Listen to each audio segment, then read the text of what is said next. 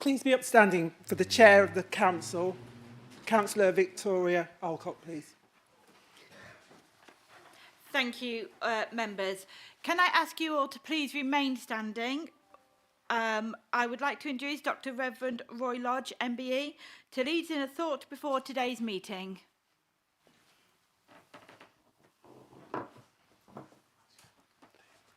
Good afternoon, councillors and officers and members of the public.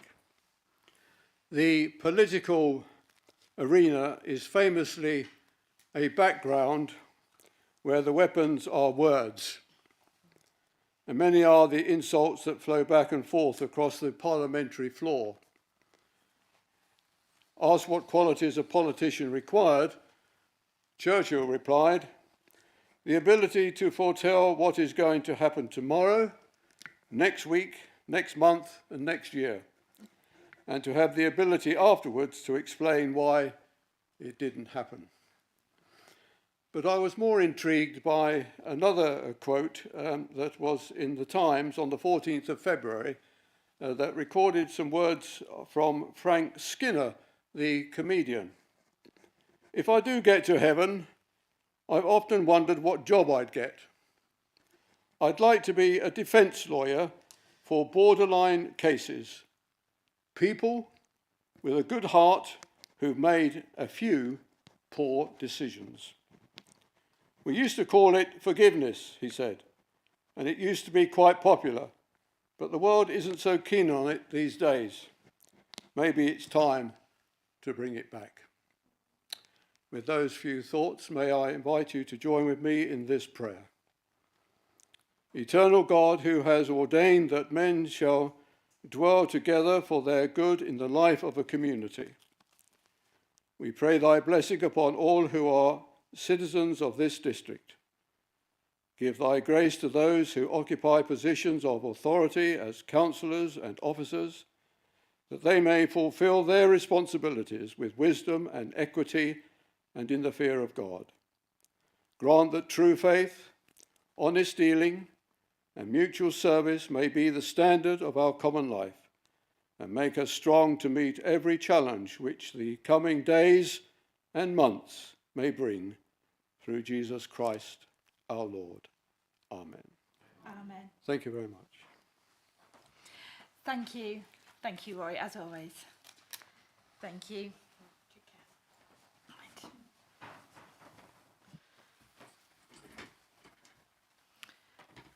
Okay, Council. I declare this meeting of Council now open. Please be seated. Hopefully I won't need that again this day.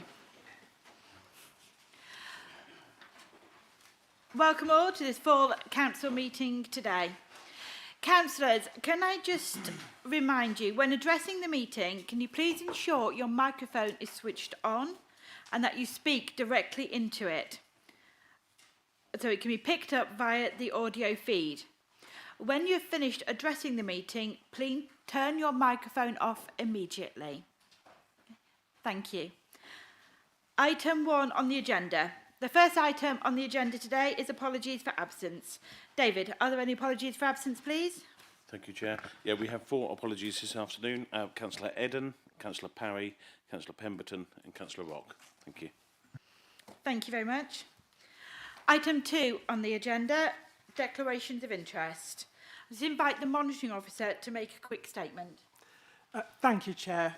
Re-items 6 and 10 on the agenda, a dispensation to vote is granted by the monitoring officer so that all councillors can conclude the business of the council, which is authorised under the Constitution for scenarios such as this. This is because all councillors pay council tax or receive an allowance, and the dispensation is necessary to conclude the business of the council on this matter. Likewise, this is also because the independent remuneration panel matter touches and concerns member allowances, and the dispensation is necessary to conclude the business of the council on that matter as well. Thank you, Chair. Thank you for that. Do any of the members or officers have any further declarations of interest with items on the agenda? Councillor Wally Hoggins, please. Yes, thank you, Chair. My husband runs Red Horse Fuels, which is a fuel business which includes the sale of both traditional and renewable energy sources. And I'm making this declaration today because HVO will be mentioned, I'm quite certain, during the budget discussions. I've had long and protracted discussions with the Head of Law and Governance, and this is what we've agreed to. But I have every right to speak on this matter during the budget proposals. Thank you. Thank you, Councillor. Any other members wishing to speak, please? Declarations of interest? Thank you. David, would you like to speak, please? Thank you, Chair. Yes, thank you. On behalf of all staff present, I'd like to declare an interest in relation to the pay policy statement on the agenda this afternoon. Thank you. Thank you. Item 3 on the agenda, the minutes. Can I have a proposer, please, and a seconder for the minutes of the meeting held on the 11th of December 2023? Could I propose? Thank Chair, you, thank you. Councillor Johnson. And a seconder, please. I'd like to second those minutes. Thank you, Chair. Thank you, Councillor Curtis. All in favour of the minutes? Thank you very much, councillors. Item 4, announcements. So here's just a few little bits from me. First of all, the things that I've been doing, because we just missed it before. Opening the Victorian Christmas market. I was very lucky that I had a friend of mine alter my big crinoline dress so I could wear it again, and it was, as Councillor Rolfe will agree, a wonderful occasion for us. I've also attended the Coventry Festive Cigarettes Dinner, which was a wonderful event with a lot of laughter. And I also attended the Birmingham International Tattoo. If you ever get the opportunity to go, please do. And Councillor Jenny and Ian Fradgley attended the Stratford Choral Society Autumn Concert on my behalf. I've also attended the performance of Midsummer Night's Dream. I have now seen it twice. I would see it 3, 4, 5 times if I had the opportunity. But just the twice for me. And as some of you are aware, because some of you are still complaining your feet hurt, Councillor Rolfe and I hosted a joint charity ball on a Saturday night for over 160 people. That has come back as one of the best events people have attended. And we haven't got the final figure on what was raised. We believe it to be over £3,500 for our charities. So an excellent event. I've also attended various meetings and group discussions all over the district, at least when I could drive anyway. Thank you. That's my announcements. Can I now invite Susan Junehead, Leader of the Council, to make her announcements? Yes, just for the update for this last month. I convened a meeting between the District Council, Environment Agency, Severn Trent and Warwickshire County Council, for which I thank all officers, to talk about recent flooding, both river and surface drainage, to discuss projects being planned, timescales, etc. We do need to do much more to keep everyone informed about plans moving forward, and that was a point that was made. Biodiversity net gain is now mandatory from 12th of February, and the District Council took part in a trees farmers distribution of trees, sponsored by the District Council, Warwick District Council and Heart of England Forest. George Coucher and I attended a meeting at the County Council on transport and future plans, and I'd previously had a presentation from the County Council on their local transport plan proposals. I've met with the representatives of the Friends of Shakespeare Line, attended a West Midlands Combined Authority Board meeting, attended a meeting at the invitation of Southern Town Council. I followed this up with a visit with Stratford District Council officers, and the Deputy Chief Executive has also visited and been working with Southern Town Council. I met the CEO of Shakespeare Birthplace Trust, attended the Rubbish Friends Conference in Stratford. I was interviewed by the press on actions that are being undertaken by the Council to support energy efficiency. The Housing Investment Panel agreed a Section 106 grant to support the building of 9 affordable houses as part of a development of 18 local needs sustainable housing in Broome, and I was happy to chair that meeting.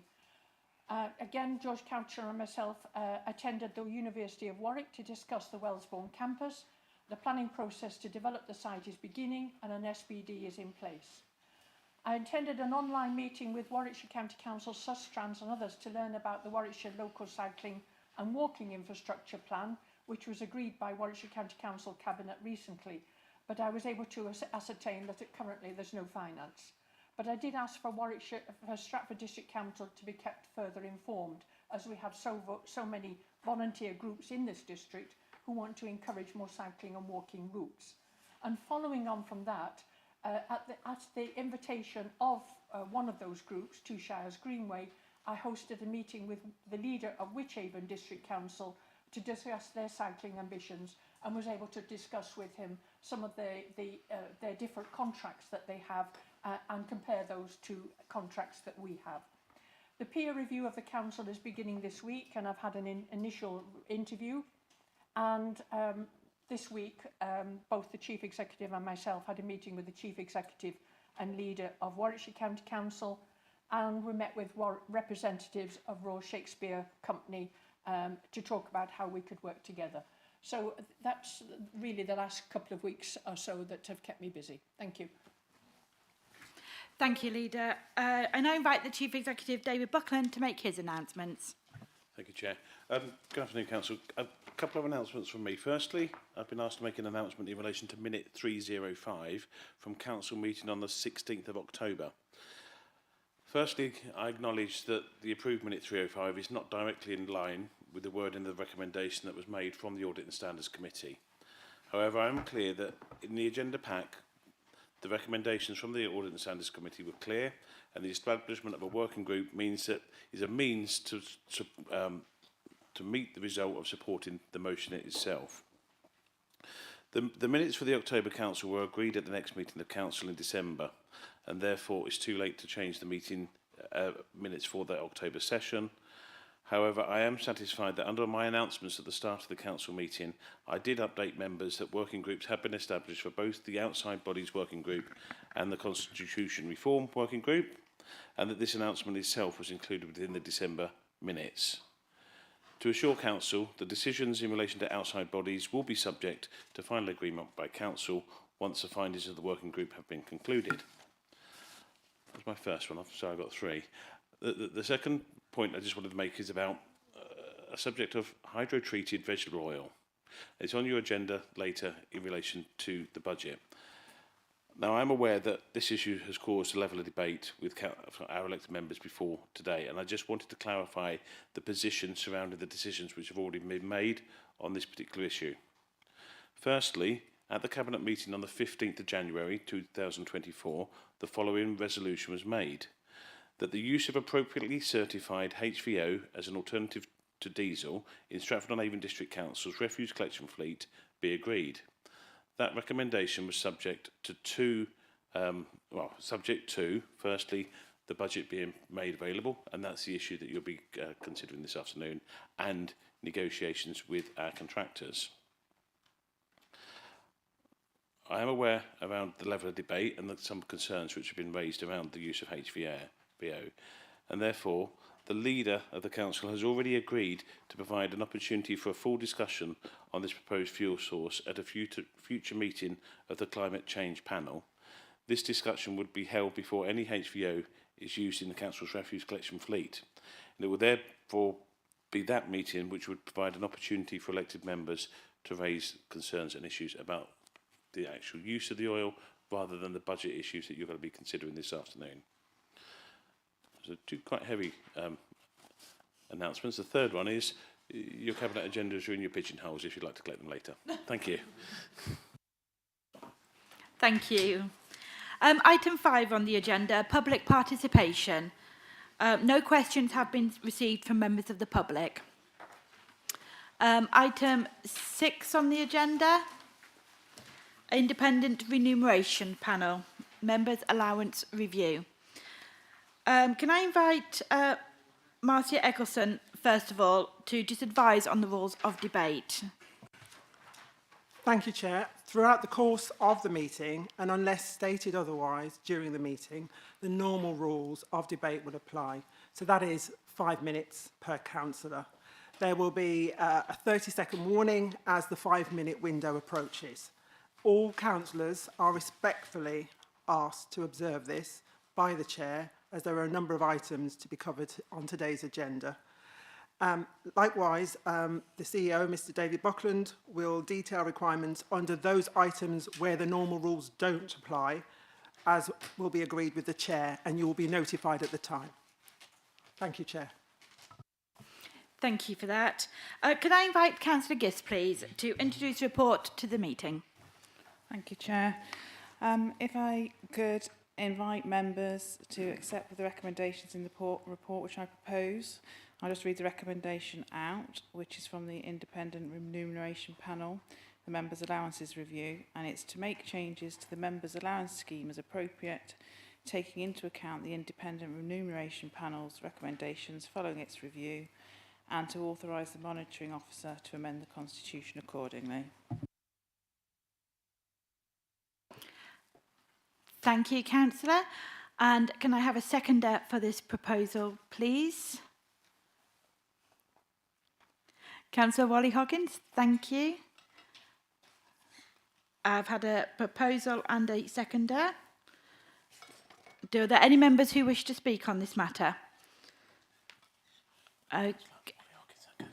Okay, Councillor Wally Hoggins, I beg your pardon, I'm so sorry. Councillor Wally Hoggins, would you like to speak first, please? Thank you. Just to say that having read through this, I am satisfied enough with the proposals before us today. It is important that councillors' allowances go some way to compensate for the exponential rise in casework and demands on councillors and their time. It is important that the allowance does what it can to ensure that paid working time lost does not form a barrier to those wishing to stand for public office, so that all potential parties across this district attract the highest possible calibre of candidates for elected office. So that these allowances that are proposed here and the uptick will go some way towards ensuring that. So that is why I am happy to second this, and thank you. Thank you, Councillor. Councillor Harvey, please.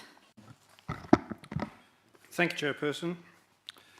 The purpose of commissioning an independent review panel is that councillors' allowances should be reviewed by a body of experienced people who are not connected to the council, who can consider the relevant data, draw comparisons, and make recommendations based on the relevant evidence.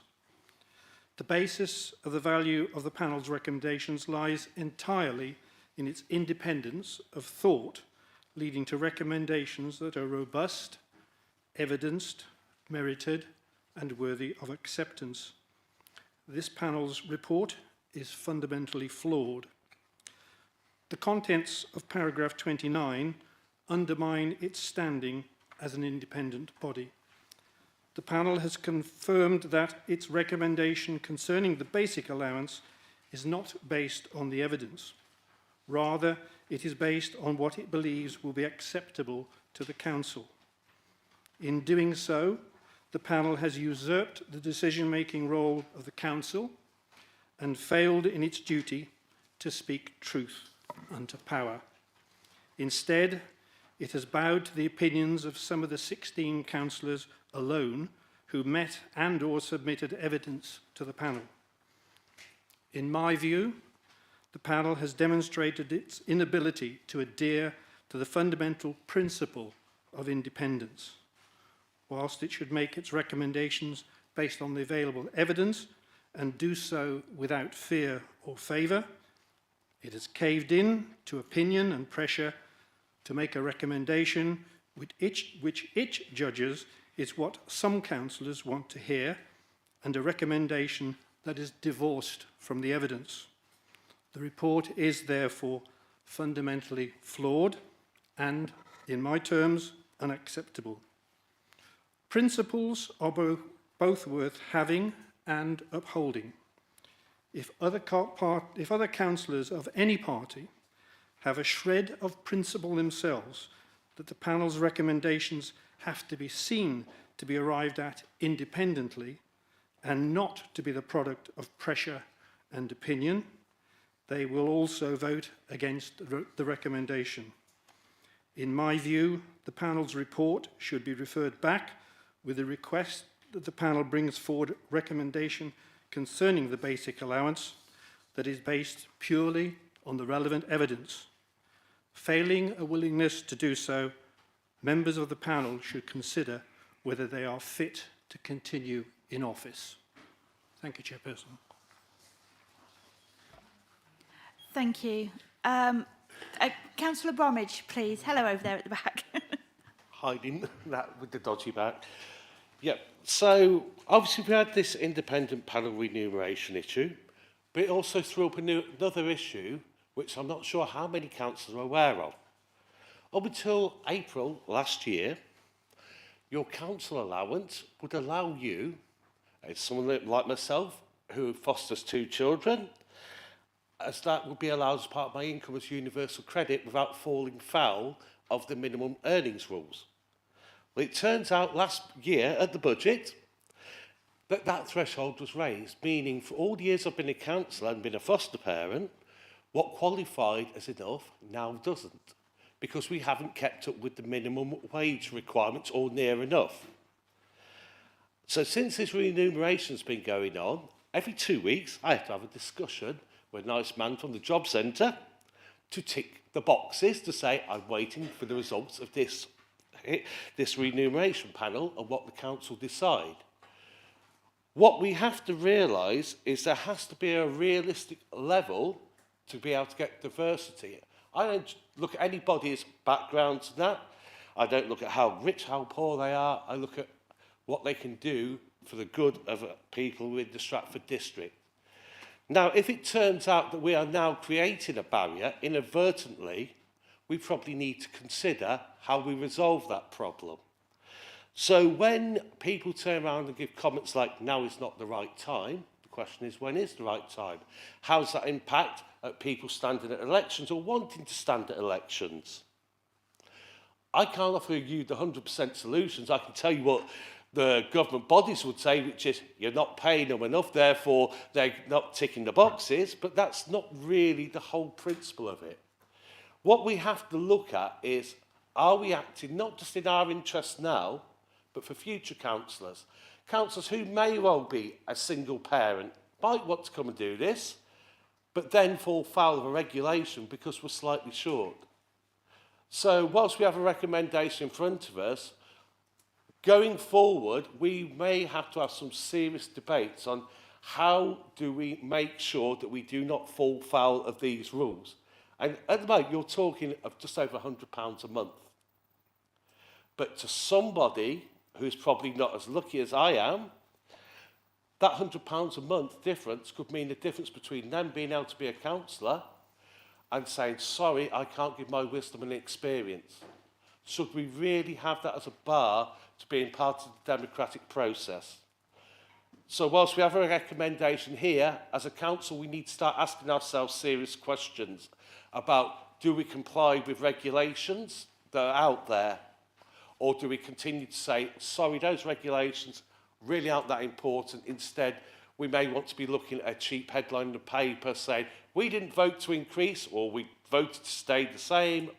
Let's cut out the political point scoring on this, and let's look at the reality, how we engage every single resident in our local democracy, and that includes looking at how we make our council allowance compliant with the rules that are being given for people on universal credit, for instance. Thank you, Councillor. Any other members wishing to speak, please? Okay, we have a proposer, we have a seconder. Can I have a... all those in favour, please, to show your hands. Can you keep your hands very high for me? Thank you.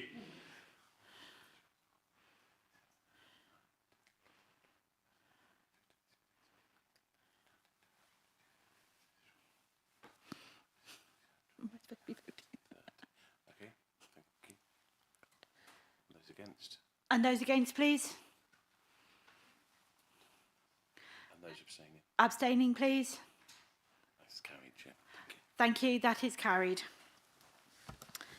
Item 7 please. The Treasury Management Strategy Statement and Annual Investment Strategy. Item 7 on the agenda is Minute 512 from the Cabinet meeting held on the 12th of February 2024 regarding Treasury Management Strategy Statement and Annual Investment Strategy. Could I please invite Councillor David Curtis, the portfolio holder for resources, to introduce this item? Thank you very much, Chair. There is a lot of detail in this item and the two appendices. I would like to recommend to the Council that we consider this recommendation and agree. Thank you. Thank you, Councillor Curtis. Can I call for a seconder on this item, please? Councillor Juned, thank you very much. Are there any members who wish to speak on this matter? Okay. We have a proposer and we have a seconder. Can I see a show of hands in agreement, please? That's passed then. Thank you very much, councillors. Item 8, please, the statements. Mr Buckland, please. Thank you, Chairman.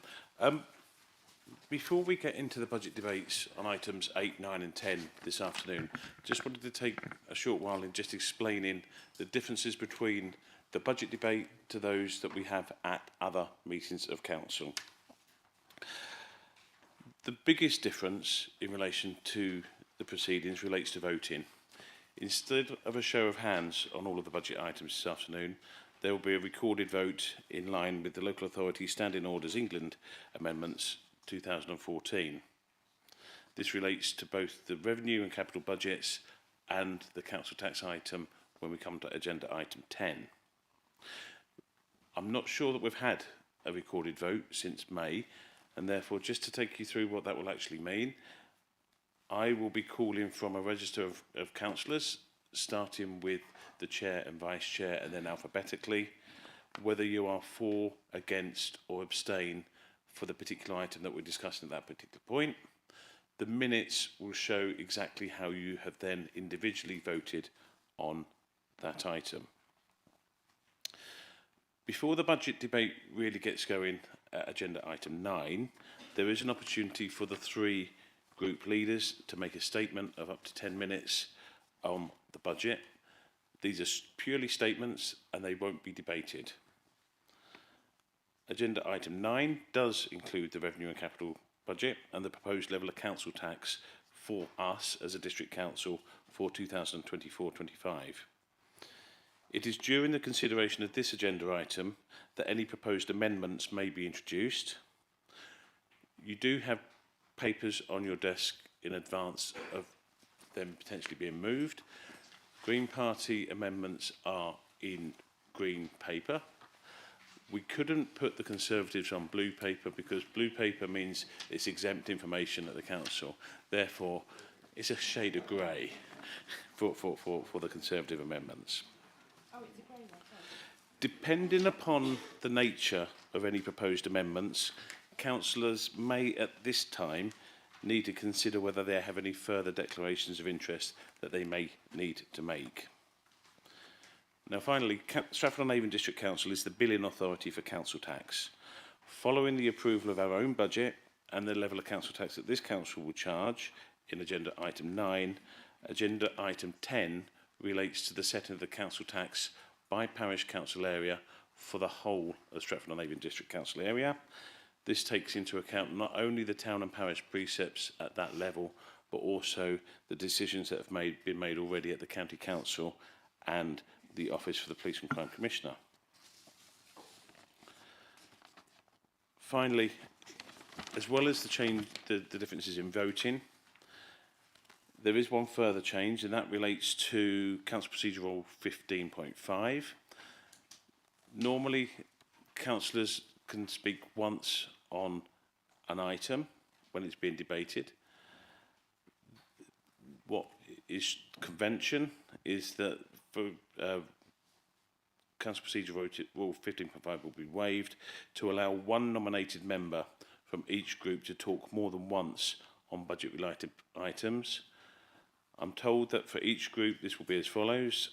The Liberal Democrats, Councillor Susan Junid. The Conservatives, Councillor Sarah Worley-Hoggins.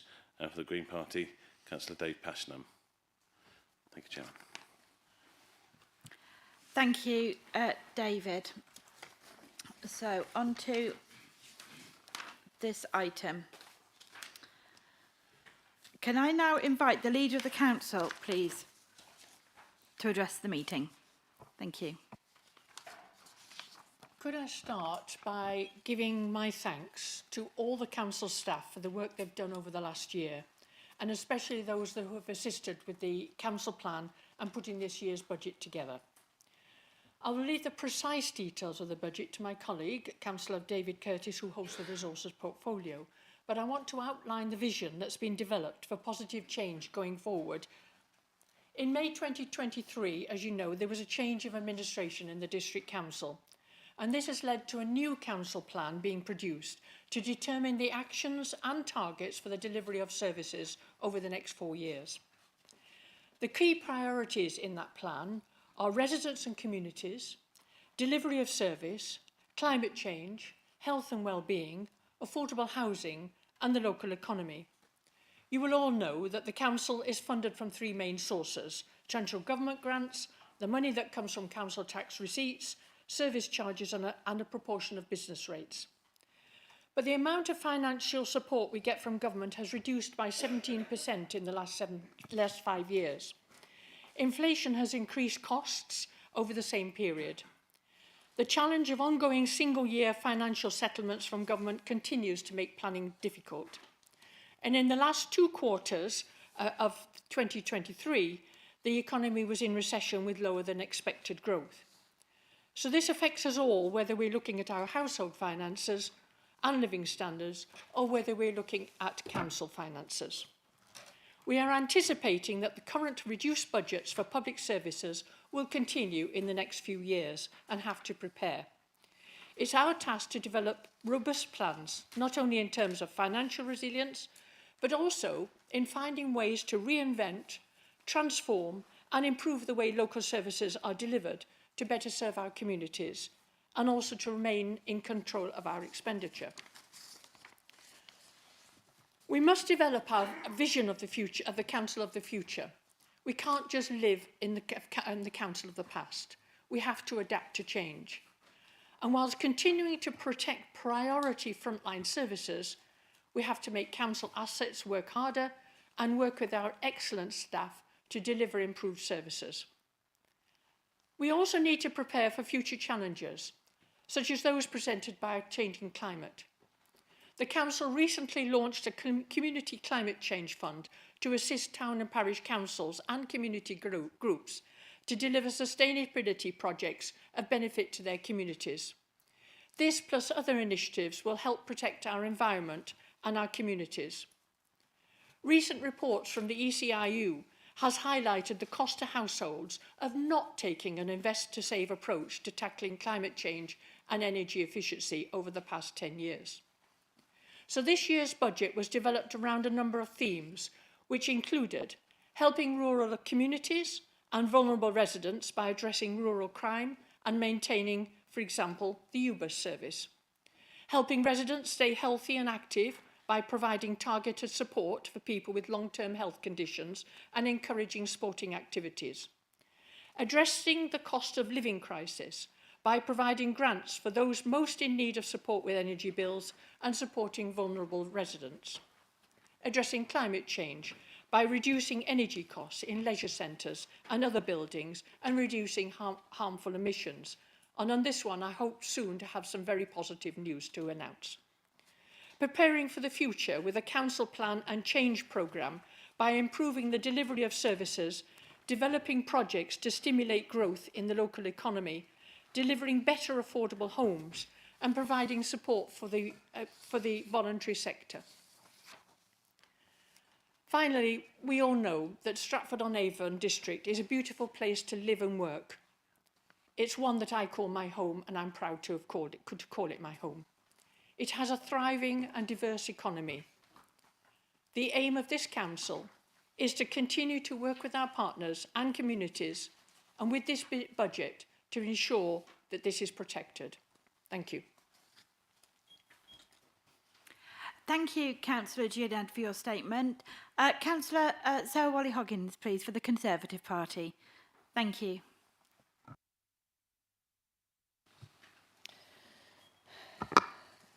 The proposed amendments put forward by the Conservatives put the most vulnerable of this district at its heart.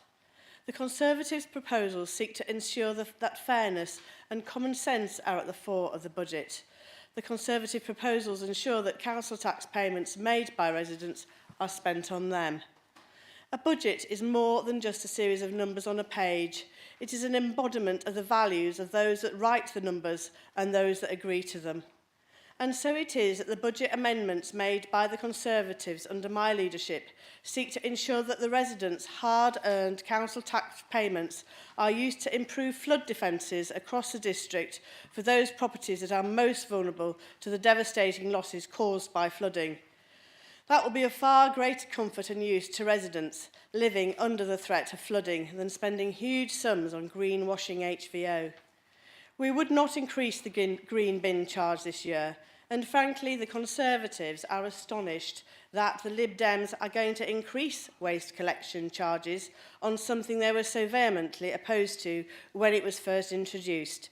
Thankfully, it was a recorded vote, so those of you that voted against it in the first instance will now find yourselves having to explain to your residents why you now seek to charge your residents even more.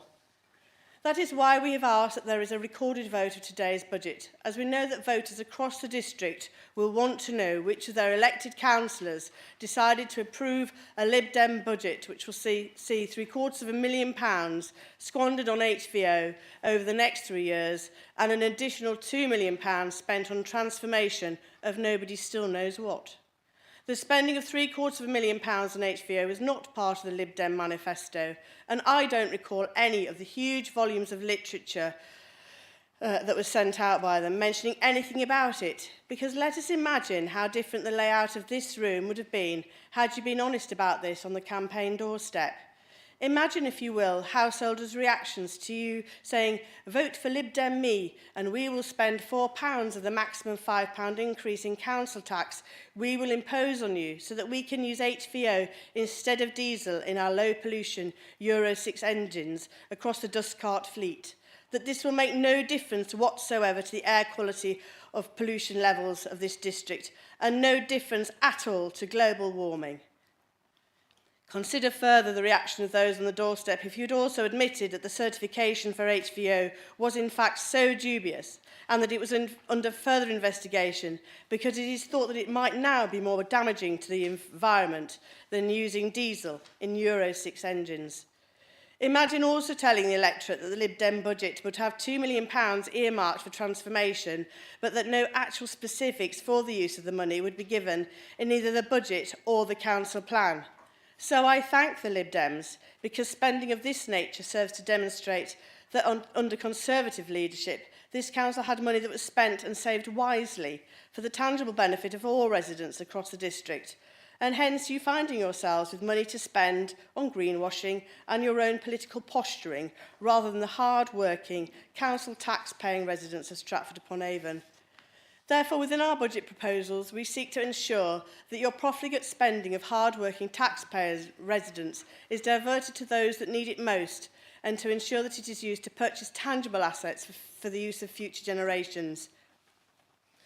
We propose that the proposed spending for HVO be used to purchase modest properties across the district for families fleeing domestic abuse or facing homelessness as a result of no-fault evictions.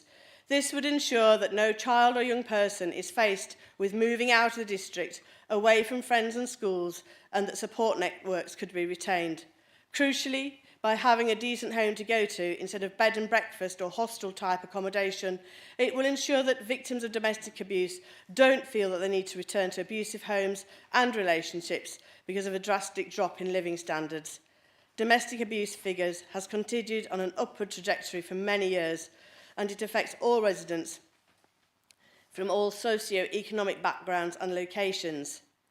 The Conservatives seek £100,000 to be added to the council tax reduction scheme so that that fund reduces the tax burden for lower income households and to keep down any council tax increases for those living in Band A or Band B homes, which are those residents that are least likely to be able to afford the council tax increases. We seek to introduce reduced car parking charges schemes at the Bridge Street car park for all Stratford district residents of all ages so that they can enjoy the facilities that Stratford has to offer. And finally, we propose that the use of modern solar panels be introduced across multi-storey car parks throughout the district, as this just makes green sense. So I say this as I look to you individual Lib Dems and somebody who voted once strongly against proposals for this whole council, when I say, really, are you able to defend your budget against our proposals? Are you going to be able to explain to the residents of your wards that it is appropriate to spend nearly £3 million on nobody knows what and nothing that will make any difference to the lives of those paying their council tax, instead of protecting the vulnerable and using hard-earned money wisely? To officers tuning into this, not just to hear my Yorkshire accent at its finest, I give you fair warning that according to the council plan that I have had sight of, all staff will be required to undertake carbon literacy training at untold and unspecified cost to this organisation, but funded by the council taxpayers of the Stratford district, perhaps even from the mysterious Transformation Fund. I say to you, carry on regardless. You are amazing at what you do, and the Conservatives will never expect you to compromise the excellent work you do because you or your department are concerned that you will be sanctioned about your carbon footprint by the Lib Dems. The Stratford District Lib Dem budget proposal is an outstanding example of why the Lib Dems should never be trusted with money, let alone political leadership. Budgets are a mathematical confirmation of your suspicions. Our suspicions always were that the Lib Dems weren't fit to lead this council, and this budget of yours proves exactly that. Thank you, Councillor. Could I please now invite Councillor Passingham for the Green Party Group Leader to address the meeting. Thank you, Chair.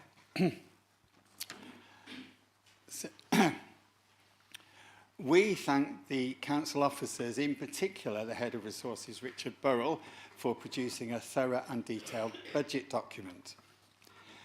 The Green Party group of councillors broadly supports the budget produced by this administration. With the continuing austerity on local councils imposed by the government, we see no option other than to increase council tax by the full amount allowed. The compound effects on the council's finances of not doing so would be irresponsible. However, we do think additional council tax allowance should be given to those suffering most from the cost of living crisis. You will not be surprised that we are pleased to see the clear signal from this administration of their comprehension and willingness to engage substantively with the issues of the council's carbon footprint. By setting aside £250,000 to a carbon reduction project, a clear signal is being sent to residents and businesses within the district. Migrating Stratford's waste collection fleet to HVO and making the claimed reduction in net CO2 will be a challenge, and we assure you that we will be honest friends through the process. We support the setting aside of £2 million to achieve the objectives of the Council Change Programme, in particular the intention to build community resilience, strengthen the local economy and ensure sustainable development in the district. We have proposed in our Green amendments that the council tax on second homes should be doubled. There are about 670 second homes in the district. The income from this increase in council tax could be used to create 2 new posts in crucial areas where we believe the council needs strengthening. Specifically, that is to combat the climate and ecological emergency and to help households suffering because of the cost of living crisis. More of this in the debate on the amendments. Thank you, Councillor. Right, following those statements, can I just announce that Council Procedure Rule 15.5, when a councillor may speak again, to be waived to allow one nominated member from each group to speak more than once on the budget-related items. Can I ask for a seconder for that, please? Councillor Adams, thank you very much. All agreed, please? Sorry, councillors, can I just ask you to show your hands in a more full way, please, so I can just... That is agreed. Thank you very much. Right, item 9. Oh, sorry. Are there any further declarations of interest on the budget matters, please? Councillor Keithley, please. Yes, I've got a declaration of interest in respect of what I've just heard about the debate that will be taking place in respect of amendments. No better. Bit too noisy. I'd just like to... Oh, I beg your pardon. You want me to stand up? Yeah, okay. Thank you. Yes, I just heard that in respect of the amendments that are proposed, when we get to the next item, I've got to declare an interest because my wife is the owner of a second property within the district. So I won't be taking part in a debate about that. Thank you. Thank you, Councillor. Councillor Coles, please. Thank you, Chair. Like Councillor Keithley, I too have sorry, I should look at the camera, shouldn't I? I too have an interest to declare in a property within the district, and so therefore I won't be taking part in that debate. That part. Thank you, Councillor Coles. Councillor Wally-Hoggins, please. Yes, my family also has a second property that we own within the district. Thank you. Thank you, Councillor. Councillor Petrovich, please. Thank you, Chair. I would also like to declare interest, and my partner has a property, second home in the district, and I won't be taking part in this debate. Thank you. Thank you, Councillor. Councillor Littlewood, please. Thank you, Chair. Yes, I declare an interest in owning a second property in the district. Thank you, Councillor. Councillor Crump, please. Me too. Thank you, Councillor Crump. Councillor Organ, please. Me too. Councillor Mills, please. I don't have a second home. Thank you, Councillor Mills. Me neither. Okay, thank you, councillors. Any further declarations of interest of items on this on this item? No. Okay, thank you very much.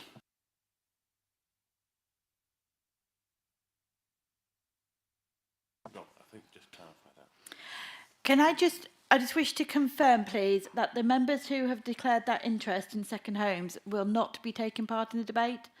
Marcia, are you happy to confirm that, please?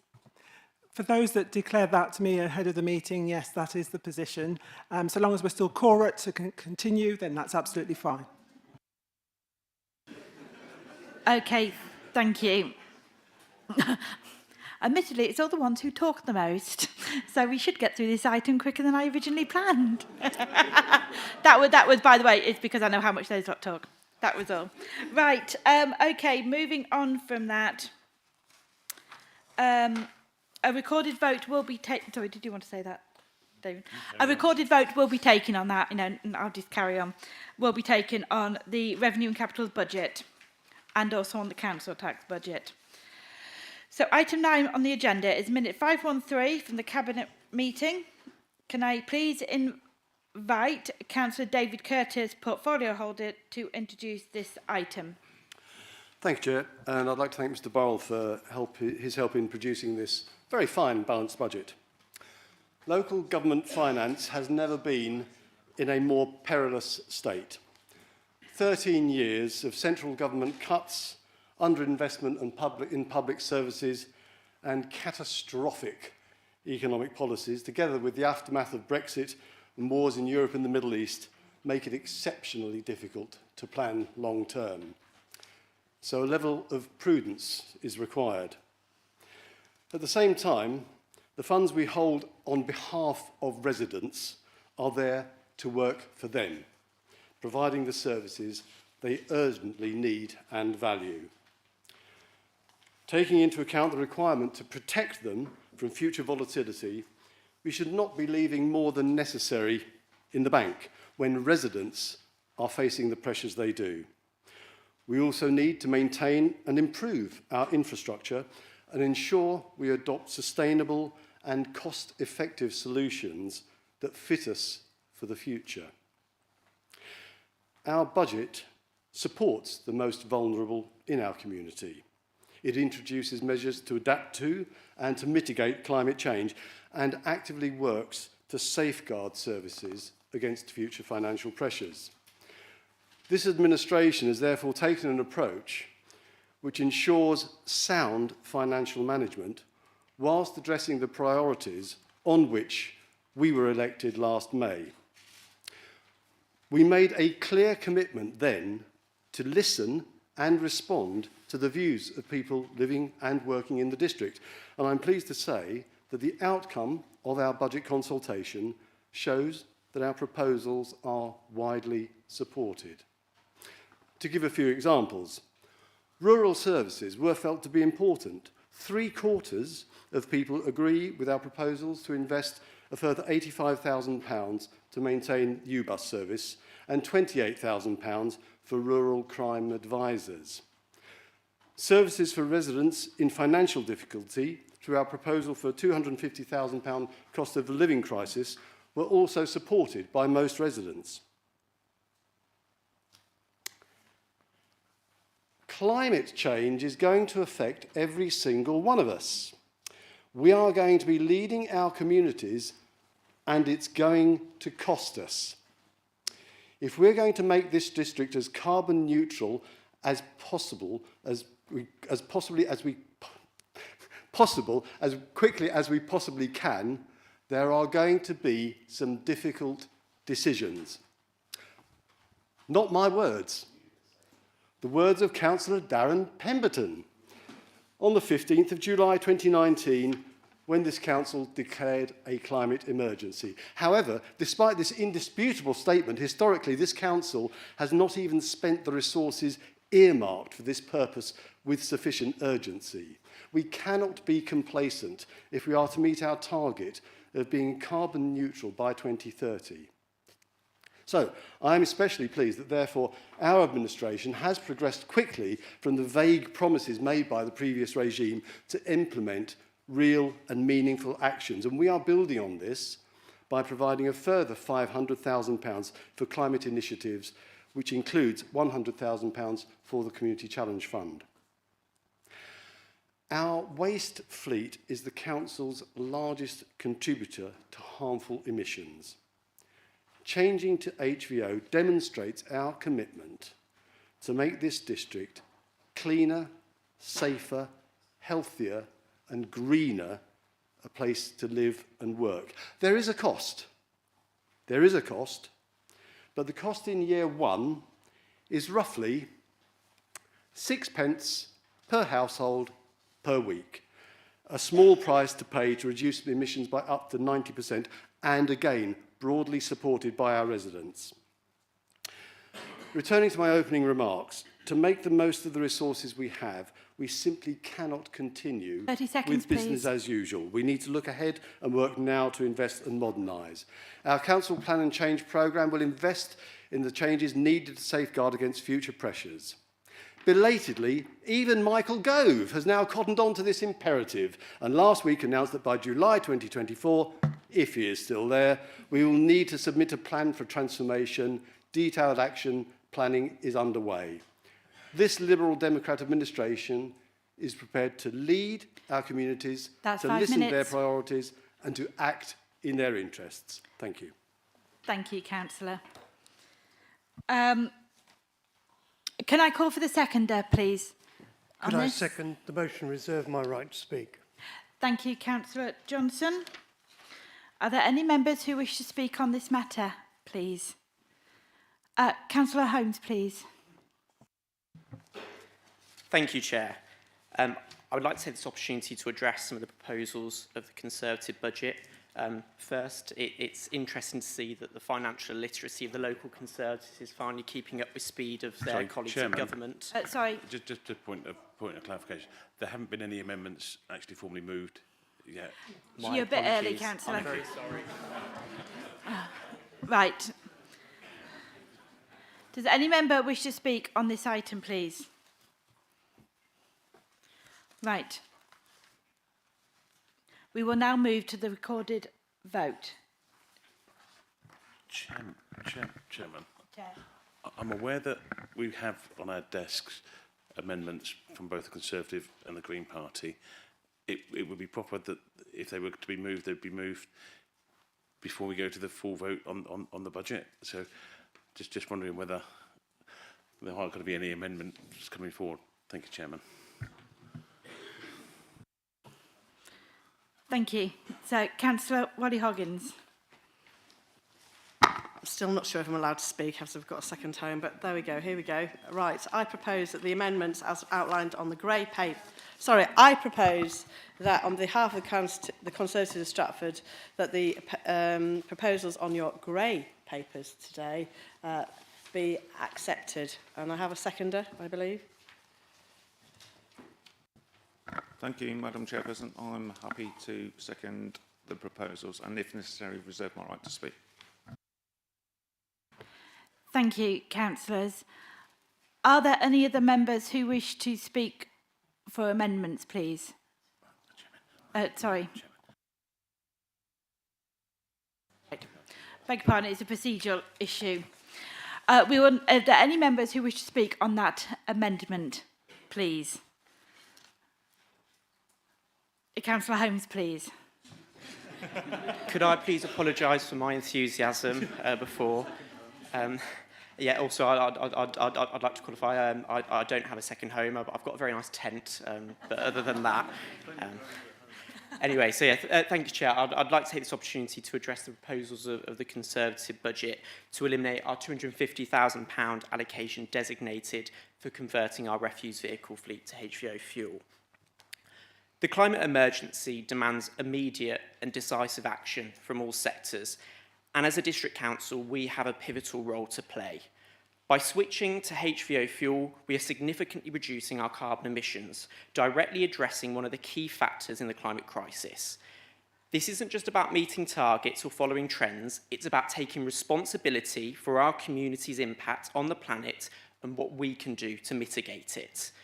While HVO fuel may not be the perfect long-term end-goal solution, it represents a monumental improvement over continuing to rely on diesel, with a reduction in CO2 emissions of up to 90%. The Conservatives might contest this, but I suggest with the carbon literacy training that we're putting forward, that they should certainly get enrolled on that.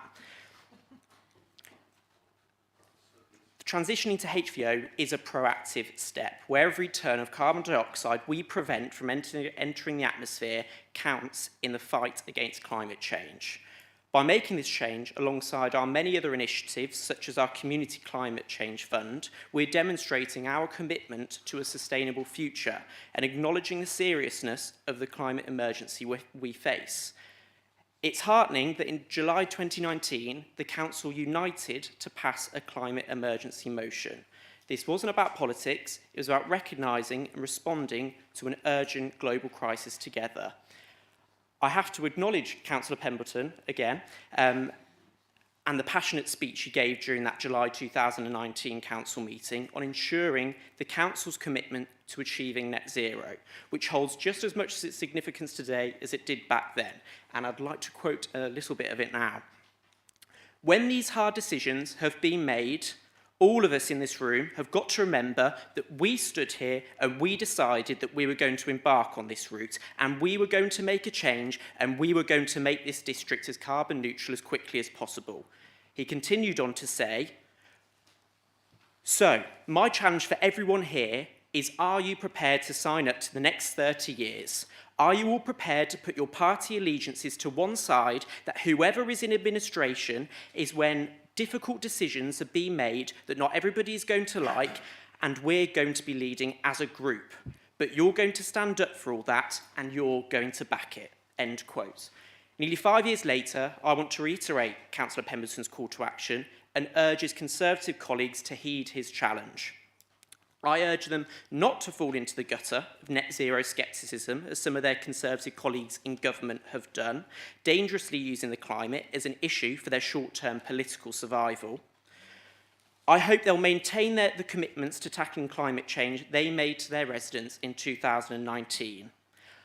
I'm proud to be part of a group and a party that not only acknowledges the critical issue of climate change, but is also wholeheartedly dedicated to leveraging every available resource at our disposal, despite our limited powers as a district council, to enact meaningful and tangible climate action in our communities.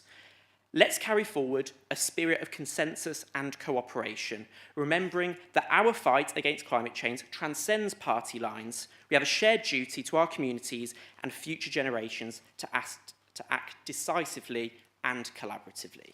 Thank you, Chair. Thank you, Councillor. Councillor Juned, please. Yes, I'd just like to pick up a couple of things. One was that in my introduction at the beginning, I spoke about the fact that I'd had a meeting with County Council, Environment Agency, Severn Trent about flooding. We have to make it quite clear that it's the Warwickshire County Council that is the lead authority for flooding, not the District Council, and the Environment Agency, and it works with the Environment Agency. We have to work together on flooding. We have had a position in Ulster where money was put aside by this authority under the SIL regime, and it was not able to be used because the Environment Agency was not in a position, because of government cuts, to be able to use that money on the plans that they had made in order to be able to address both the defence bonds and also the natural flood management system upstream. So we have to work with people on that one. On the homeless one, the domestic violence, I know that Councillor Coles will come in there, but can I make it quite clear that nobody, and I mean nobody from the Conservative Council, had actually spoken to officers on this one at all. And they said that when we actually asked for a briefing, and they said had there been an unmet need, they would have asked for a growth bid. I think Councillor Coles can come in and give the actual figures. But one thing that we have to show is that we are actually providing already. And I did say at the beginning that because of the decision that was taken by the Housing Investment Fund, the housing body, that the District Council has already agreed to build an additional 9 affordable houses this coming year. And that will be from the District Council. But also within the budget, and I think Councillor Coles will be able to pick up more, there's already sums in there to address homelessness and domestic abuse requirement. It is again a mainly County Council responsibility to address domestic abuse. Something that I certainly have the same feeling as she has, that if there was an unmet need, we would meet that need. It is entirely, it is something that we would not leave anybody in that kind of position. But to be able to, I would like Councillor Coles to be able to outline a little bit more on that one, because it is a serious, serious issue, and some serious accusations have been made that are just not true. Thank you. Thank you, Councillor Juned. Councillor Bromwich, please. Yeah, so speaking about this amendment, and a quick little rebuttal here to Councillor Holmes across there, it wasn't a Conservative that sent around the information about HBO, it was an independent, based on independent research, so I think you had a Conservative group and a little bit of an apology there. But on this amendment, Conservative amendment, there are many positive things in there, and I'm sure that various sides, whatever the political spectrum you're on, can discuss and come into a lot of consensus about a lot of what's been brought up in there. What we have to be seen to do as a council, whether it's adopt any of these amendments or the existing budget, however, is to act in the best interests of our residents. And that means we should have already, by now, spoken to our residents in our various wards and gauged their feelings about these budget proposals and their amendments. If you haven't, then probably you should have done so, because you'll be surprised at what they will actually turn around and feed back to you. So I've actually done that. And yes, there was quite a positive response for this amendment, and I will deal with this amendment only at the moment on what was brought up in it. But interestingly, residents then say, what does it really do for me as the individual? Now, many councillors may not know that part of the area I represent in Southam is amongst the poorest within the district, and consistently has been throughout my lifetime and probably way before I was born. They are not endeared to what is being put before us, and you have to ask yourself why. But the particular parts here that were positive were in particular to do with domestic violence. So I would hope that everybody will sit down, they will all talk, and we'll get a resolution to this. And I think that's a positive if we can do that. That's beyond party politics. Much like homelessness, beyond party politics, we should all be turning around, sitting down, getting resolutions. So when you go to vote on the amendment, don't just vote on it for purely political reasons. Have a little think. You may want to not vote against it this time round, but you may want to put a caveat and say, actually, we need to sit down and talk about these issues. We need to come to a resolution.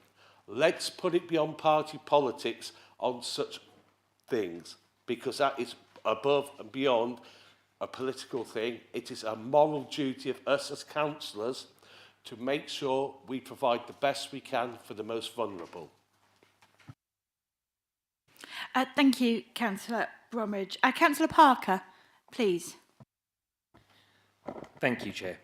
So I just wanted to say very briefly, and I guess this is mainly obviously to my Conservative colleagues, that they want to invest the 250,000 into property for families fleeing domestic abuse and for homelessness, and I think that is, as Councillor Bromwich has said, is very welcome. But I feel that there is so it's a natural Conservative trait, I think, to want to invest in property because they feel that the money invested at some stage further could be got back out and property would be a good investment. So it does seem like a very sound way to spend money. But I also want to say, because we will be discussing adaptations later and a motion on adaptations, I want to expressly say to the Conservatives that not addressing climate change is going to cost us even more money. So if you think investing in property is a good investment, investing in stopping climate change is an even better investment and is sound money. Thank you. Thank you, Councillor Parker. Councillor Coles, please. Thank you, Chair. I would just say at the start of the meeting, and I think I might be speaking for some of the younger members of our group, that if the Conservatives can identify family homes available in Stratford District for £250,000, we've got a lot of customers waiting for them, ready and willing to take them right now. I did... Excuse, are you calling a point of order, Councillor? Would you like to call a professionally called point of order then, please, Councillor? Do I sit down? Or Yes, please. Yes, sit down, please, Councillor Cox. Really good. Point of order, please, Chair. Point of order, Councillor. My apologies for but that last statement was a direct attack on the integrity of people who have second homes. And for the councillor's information, Thank you. Can we hear the point of order, please, and not call across the chamber? Thank you. If I misheard, I apologise unreservedly. However, I'd like to point out that the second home that I own in this district is rented out at affordable rent. Thank you. Thank you, Councillor. Please bear with me one... thank you, Councillors. Bear with me one moment, please. Thank you. That was a point of explanation. Thank you. It wasn't a point of order, but thank you, Councillor. Councillor Coles, would you like to continue, please? Yes, thank you. In terms of what the District Council is doing, we have a homeless prevention grant, which is an earmarked reserve, which is currently in place to meet any current needs. The current number of people and families affected by domestic abuse at the moment is 16. Over the past 3 years, the Housing Advisor Domestic Abuse Specialist role has been funded through a grant from central government. Warwickshire County Council receive an annual allocation in respect of the Domestic Abuse Act responsibilities. In financial year 23-24, it was £1,063,876. Financial year 24-25, that will be £1,083,948. Refuge currently holds the contract for running the domestic abuse refuge in the district. There is a requirement under the Domestic Abuse Act to deliver units of refuge. This is done by Warwickshire County Council, who are in the process of providing additional 10 units in the district. At the moment, officers have concluded there are no unmet needs currently. If we identify as we go along that there would be unmet needs we were becoming aware of, we would do a growth bid. We, as Councillor Juna said, we have recently supported a grant to support Warwickshire rural housing, and I think that is a good thing. We have not only affordable, but genuinely affordable social housing built. And I think this council, and I think I can speak for all my colleagues, to say that we are fully aware of the fact that cheap, decent family homes, affordable homes for all our residents is one of our main priorities. And I believe we all stood for that and made that quite clear in what we were doing. I am glad that the Conservatives recognise domestic abuse as an issue. It's not a new one, sadly. It is, unfortunately, however, very much exacerbated by the financial pressures that are now being faced by families in these modern times, with, as my colleague said, the outside effects on our economy, but also the really truly disastrous, ghastly effect of local national government policies. I could perhaps point everybody, one of the big financial pressures on families is the really quite bad effect of the child benefit rules, where you're only paid for your first 2 children and you only get money for the third one if you can prove that that was produced by rape. Not a good position for these families. It exacerbates the pressures on families where domestic abuse is unfortunately likely to happen. We would have a growth bid if it came. We will, obviously, we're all deeply concerned on this process and we will keep a very close eye on it. My point, and I do hope you realise... 30 seconds, please. Okay, I have declared a second interest in a second property in the district. I'm quite capable of abusing myself. It certainly wasn't intended as an abuse to anybody else. But my point is, the pressure on families is the lack of homes that they can afford, and the prices in this district were so difficult. And this is one of the fundamental things that underlines the difficulties for families and people in this district. Thank you, Councillor. Oh, well timed. Thank you.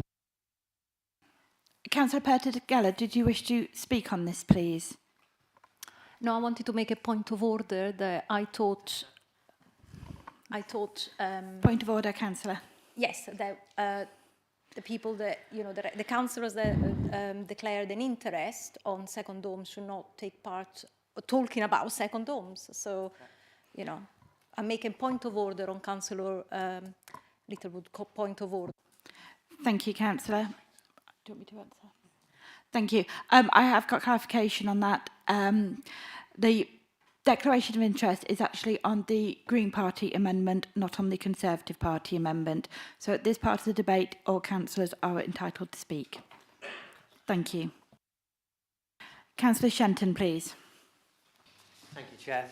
Just clarification, please, on something you said. You said there are no properties available. I'm advised that there are 89 properties available in the district with 2 or more bedrooms within 1 mile of the town centre.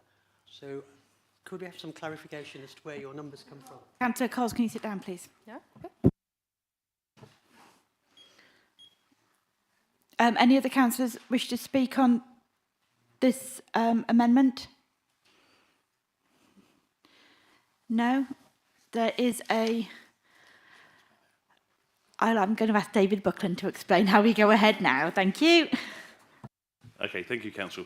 So we're being asked, you're being asked, sorry, not me, to vote now in relation to the Conservative Party proposals. They are on the grey paper.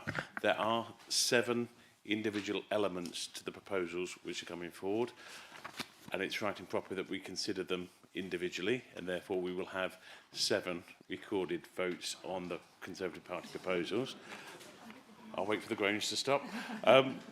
So, as I explained in the introduction, for each of the items, and we'll start with the reappropriation of funding identified for HVO purposes to properties across the district for families fleeing domestic abuse, I will be asking whether you're voting for, yeah, thank you, I'll probably need some more of those, for, against or abstaining for the amendments which are within the budget.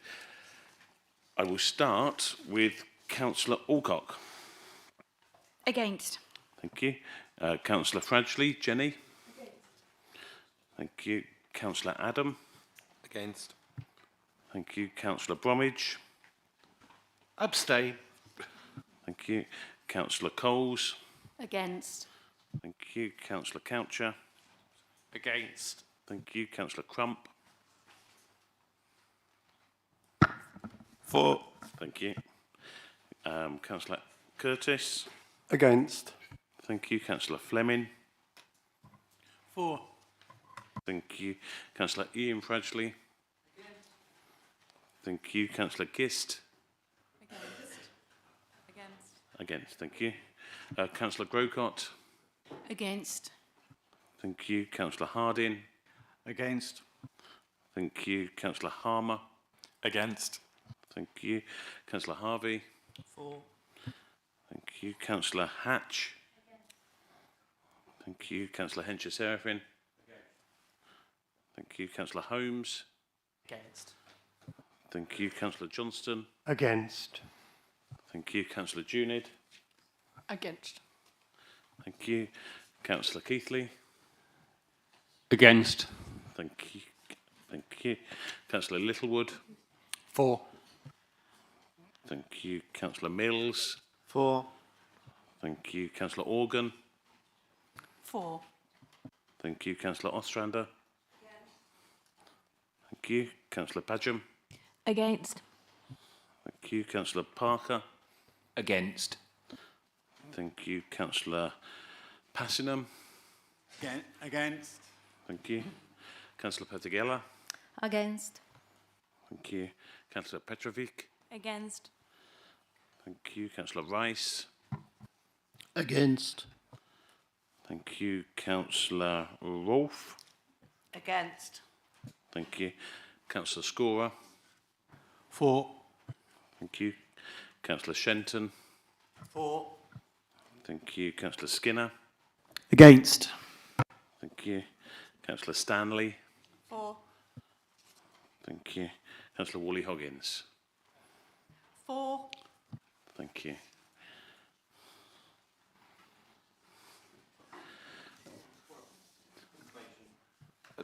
Sorry, can I just have a raised point of information? The amendment I have as 2 main bullet points, the second having sub-bullet points. Would I be right? Could it? The figure that's associated to the second 6 bullet points is one figure under 1. Would it not be more appropriate to treat that bullet point as one item? Otherwise, it seems to be going a bit around the houses.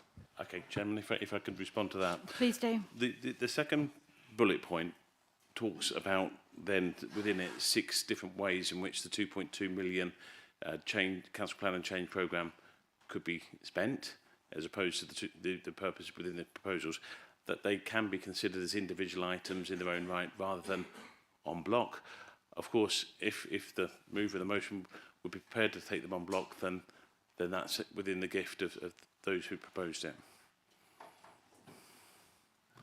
No, actually, we would like to record a vote for each item because it's very important to us that we know which councillors are voting for or against each one of these particularly important proposals that we have here. It would be very useful to us to know that. Thank you. Chairman, I made that, though, 10 votes for, 26 votes against and 1 abstention, and therefore that item falls. Sorry, the second item relates to one of the particular points I just explained to Councillor Adam. So this is to create a domestic abuse reserve of £50,000 per year until 2028. Again, I will follow the same order as previously.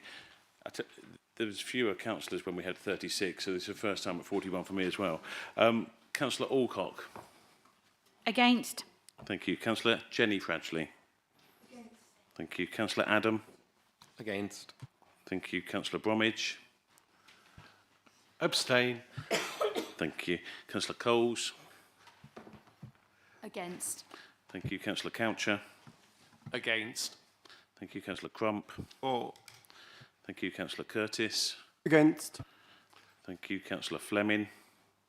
For. Thank you. Councillor Ian Fradgley. Thank you. Councillor Gist. Against. Councillor Grocott. Against. Councillor Harding. Against. Councillor Harmer. Councillor Harvey. For. Councillor Hatch. Abstain. Councillor Hencher-Serifin. Councillor Holmes. Against. Councillor Johnston. Against. Councillor Junid. Against. Councillor Keithley. Against. Thank you. Councillor Littlewood. For. Councillor Mills. For. Councillor Organ. For. Councillor Ostrander. Councillor Padgham. Against. Councillor Parker. Abstain. Councillor Passanim. Abstain. Councillor Pertigella. Against. Councillor Petrovic. Against. Councillor Rice. Against. Councillor Rolfe. Against. Councillor Scorer. For. Councillor Shenton. For. Councillor Skinner. Against. Councillor Stanley. For. Councillor Wally Hoggins. For. Thank you. I am grateful every time, but I thought if I said thank you, it would retract it. We have 10 votes for, 23 votes against with 4 abstentions. So again, that's false. Thank you. The next element of the recommendation proposal relates to the cancellation of the £2 rise in garden waste permits for 2024-25. Councillor Alcock.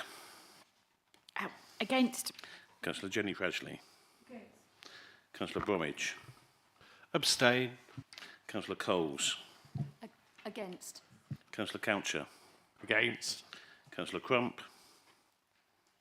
For. Councillor Curtis. Against. Did I miss out Councillor Adam? I was in mid-flow. Sorry, Councillor Adam. Against, thank you. Right.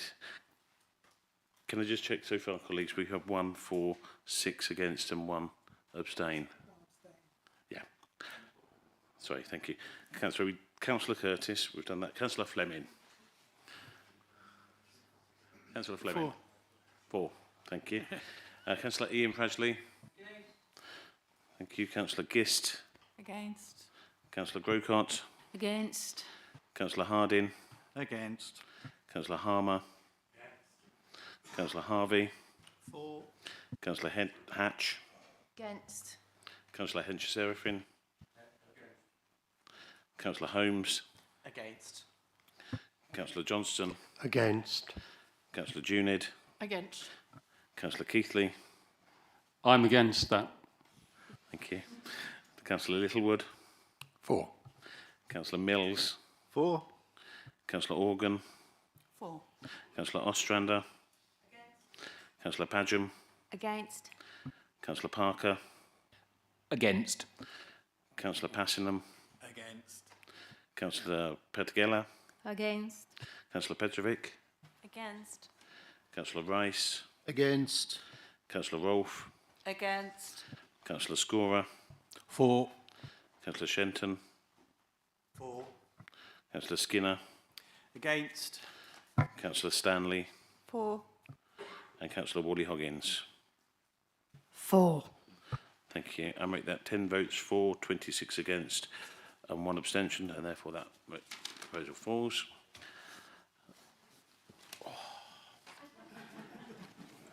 Sorry. Yeah, the next element relates to the introduction of reduced parking in Bridgeway for residents. Councillor Alcock. Against. Councillor Jenny Fradgley. Councillor Adam. Against. Thank you. Councillor Bromwich. Abstain. Councillor Coles. Against. Councillor Coucher. Against. Councillor Crump. For. Councillor Curtis. Against. Councillor Fleming. For. Councillor Ian Fradgley. Councillor Gist. Against. Councillor Grocott. Against. Councillor Harding. Against. Councillor Harmer. Councillor Harvey. 4. Councillor Hatch. Against. Councillor Henches-Herefin. Councillor Holmes. Councillor Johnston. Against. Councillor Junid. Against. Councillor Keithley. Against. Councillor Littlewood. 4. Councillor Mills. 4. Councillor Organ. 4. Councillor Ostrander. Councillor Padgham. Against. Councillor Parker. Against. Councillor Passingham. Against. Councillor Petegela. Against. Councillor Petrovic. Against. Councillor Rice. Against. Councillor Rolfe. Oh, sorry. Against. Councillor Scorer. 4. Councillor Shenton. 4. Councillor Skinner. Against. Councillor Stanley. 4. And Councillor Wally-Hoggins. 4. Thank you. Again, I make that 10 votes for, 26 against, with 1 abstention, and therefore that falls as well. The next amendment, Chairman, relates to £50,000 to renew and update solar panels on multi-storey car parks.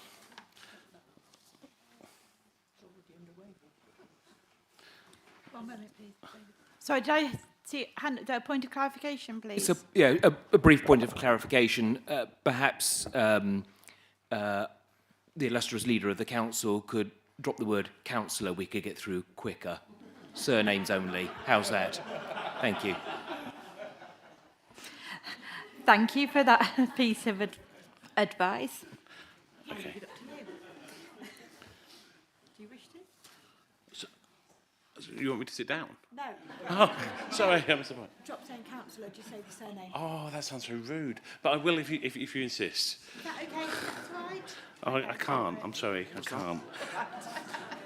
Councillor Alcock. Against. Councillor Jenny Fradgley.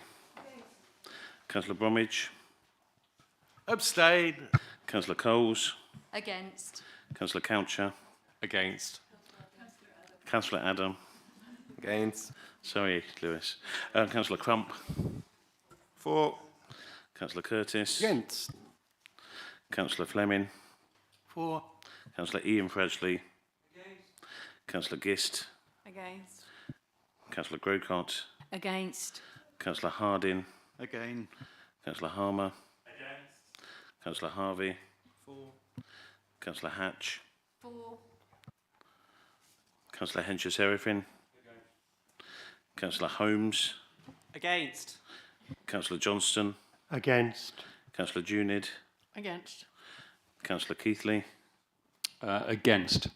Councillor Littlewood. 4. Councillor Mills. 4. Councillor Organ. 4. Councillor Ostrander. Councillor Padgham. Against. Councillor Parker. 4. Councillor Passingham. 4.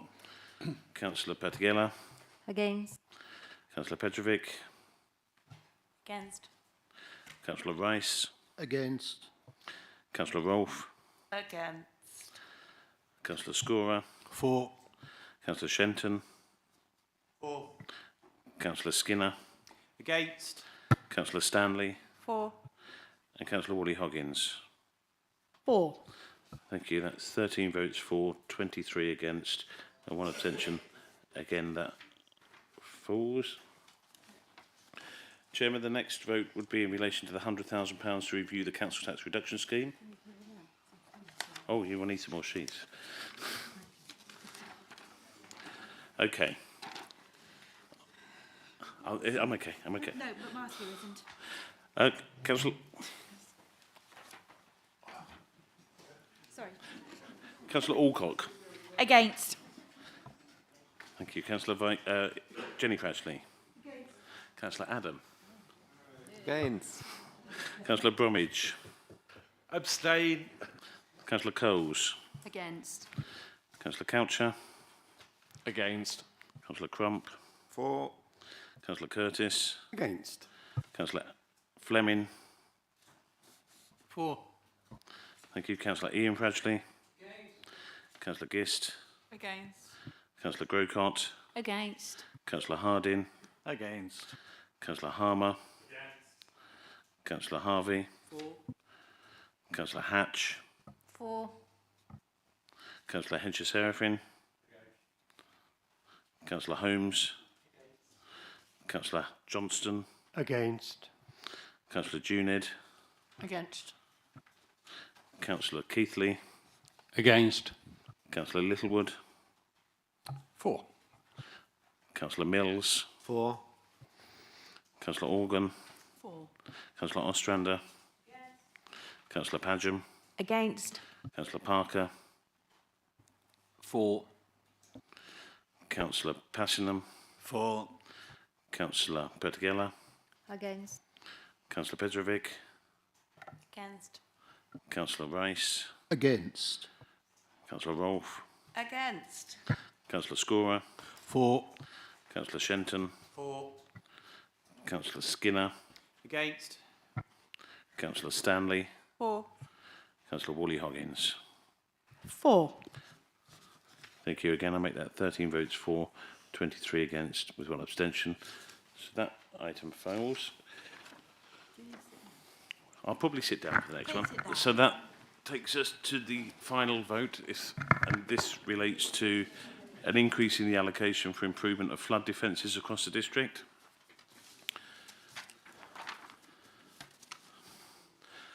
Councillor Alcock. Against. Councillor Jenny Cratchley. Councillor Adam. Against. Councillor Bromwich. Abstain. Councillor Coles. Against.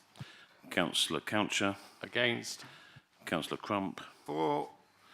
Councillor Curtis. Against. Councillor Fleming. For. Councillor Ian Cratchley. Councillor Gist. Against. Councillor Grocott. Against. Councillor Harding. Against. Councillor Harmer. Councillor Harvey. For. Councillor Hatch. Abstain. Councillor Hencher-Seraphin. Councillor Holmes. Against.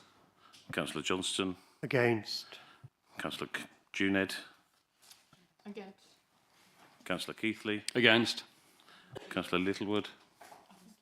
For. Councillor Mills. For. Councillor Organ. 4. Councillor Ostrander. Councillor Padgham. Against. Councillor Parker. Abstain. Councillor Passingham. Abstain.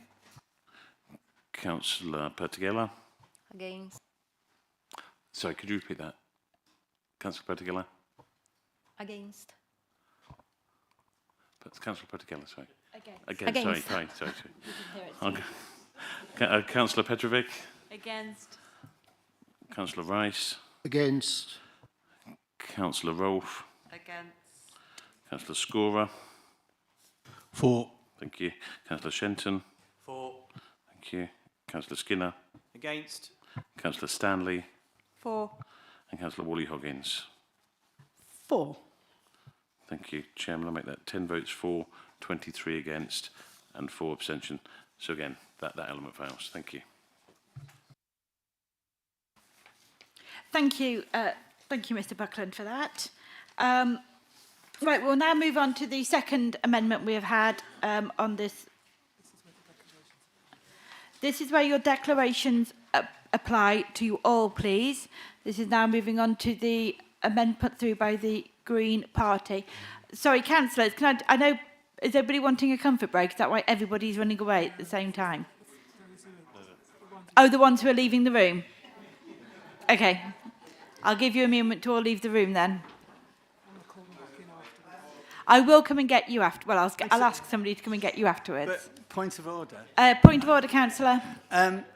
This is intended for second homes that aren't lived in for at least 6 months in the year. It's not intended for rent people that own another home that is rented. It's really for holiday homes which people just visit. I got the impression that most people that declared an interest were thinking it was doubling the council tax on rented homes. I'm afraid it's not actually that there's a declaration of interest being called on it. All right. And with the advice received, it is best for it is best that they leave the room for this part of the debate. But thank you for your point of order. Okay, councillors, thank you. Councillor Passingham, would you like to introduce your amendment, please? Can I introduce it and speak on it now, or just propose? Yes, yeah. So I'd like to propose this amendment.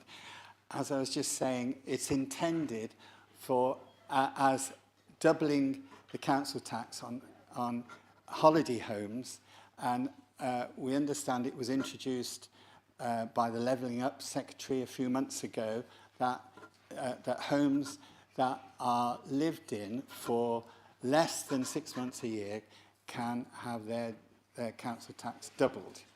So it's really for people that have holiday homes on the coast or whatever.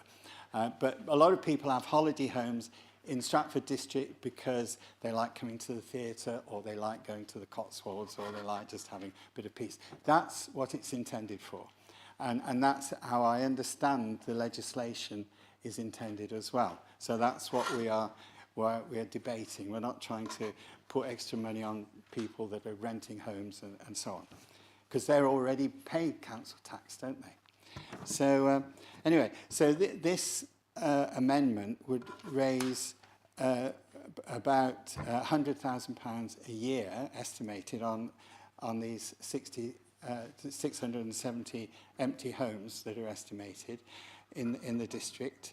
Some of these homes might then become lived in, or they might get rented. So it would free up the housing waiting list.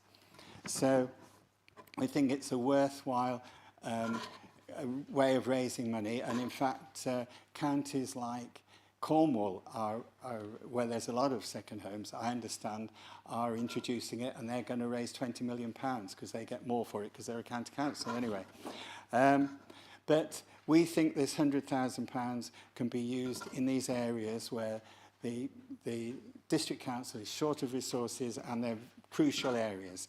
So one of the officers that we are proposing is an additional climate change officer to support the delivery of the Climate Emergency Action Plan, which is being delivered quite slowly at the moment. I know it's speeding up a bit, but a lot of work needs to be done on it, to support the climate champions around the district and in parishes, and tree planting schemes. Also project managing new carbon reduction initiatives like solar on the roofs of car parks and initiatives like that can contribute quite a lot to reducing climate change and saving people costs. And I mean, an important role of any officer these days is applying for funding, and it needs a lot more effort putting into that in order to carry out these proposals. The second officer is a private sector housing standards officer. The private sector rented homes are in the worst condition of any homes in the whole country in terms of energy efficiency. There are, according to Friends of the Earth, 10 million homes in this country that aren't up to standard in terms of insulation and energy efficiency. And the private rented sector is the worst sector for this. So this officer would target houses in multiple occupation where the poorer housing conditions are found, give more comprehensive response to the issues of damp and mould in poorly insulated houses, which is very topical because of the children that have died because of it, and people all over the country are suffering from damp and mould. Identifying empty properties, because there is evidently lots of empty properties in the district that have fallen into disuse for whatever reason, and they could be identified and charged double council tax to possibly bring them back into the housing stock quicker. And also importantly, administering the temporary accommodation units, because it does take a long time for people to move on from them. So this officer would reduce the time in these properties that they're void as well, and thus reducing the cost of bed and breakfast. So there are all-round savings in costs and in the health of people 30 living seconds, in these please. homes. So the measures would improve the environment, they'd reduce carbon emissions, and they'd help those with damp, mould, and help reduce their bills. And it all adds up to doing a lot for the district. So we hope that you will support this amendment. Thank you, Councillor. Do you have a seconder for your proposal, please? Yes, I will second this proposal. Thank you very much. Right, members to speak on this, please. Okay, Councillor Rolfe, please. And thank you, Chair. I thought we had an officer, private sector housing officer. In fact, we have two. We have Paul Chapman and Amy Widows. Is that correct? Are you asking for an extra officer? Okay, yes, okay. It wasn't clear, but you're okay. Thank you. Councillor Juned, please. Can I just say that there's a lot of merit in the proposal. My difficulty lies in two areas. One is that there has to be a 12-month notice before anything can be brought in. Therefore, the money cannot be used this year because with the 12-month notice. My second thing is that I've been looking around the country at other councils that have done something along these lines. The problem is that only 7.2% of any money raised would actually come to the district council. 76.7% of the money raised would go to the county council. Now, what has happened elsewhere and it is that the 76.7%, that kind of thing, they've actually been able to talk to their county council and maybe think about how they could earmark and reserve and make sure that that money is kept within South Warwickshire in Stratford District Council. This would require a lot of negotiation. I can't support it as it is because we don't know whether the county council would support that way of dealing with things. But it is something that we could have a look at, because I know that Councillor Curtis had already raised this as an issue and a possible proposal going forward. The other thing is we have to look at clarifying the legal definitions and also the various other, and I think Councillor Curtis has a bit more detail on that one that maybe he could bring add on to our discussion. There is a lot of clarification on the legal definitions of second homes and exactly which cannot be given that that definition. Now, things like empty homes is a different matter, and again, Councillor Curtis has some more information on that. Thank you, Councillor Juned. Councillor Harvey, please. Thank you, Chairperson. It's a matter of clarification, really. The way this proposal was introduced, the distinction was made about whether second homes were being let, whether they were holiday homes, etc. That's not what's in front of me. what's in front of me is a proposal that there's an increase to the council tax on second homes by 100%. So are you able to clarify what we're actually being asked to vote upon, please? Chairman, thank you. If I can assist on this, it would be second homes for your own use, and that you would be responsible for the council tax on that second home. So quite often, and coming from North Norfolk District Council, where we had several homes being used as holiday homes, it would be those purposes. Now, members have declared an interest. The definition of second home, so is quite clear under the council tax regulations exactly what that point means. I couldn't get inside why each individual member has made their declaration, but that is the point, that it is a second home used for your own purposes. Thank you, Mr Buckland. Next on my list, Councillor Shenton, please. Thank you, Chair. Following up on Councillor Harvey's, my feeling as well is that this is misleading in its current form. But not having said that, can we get some reassurance that in 2025, where we've got £121,000 coming in as an increase in council tax, that relates to the holiday homes and only our portion of it and not the 76%? Could we have some clarification for the microphone?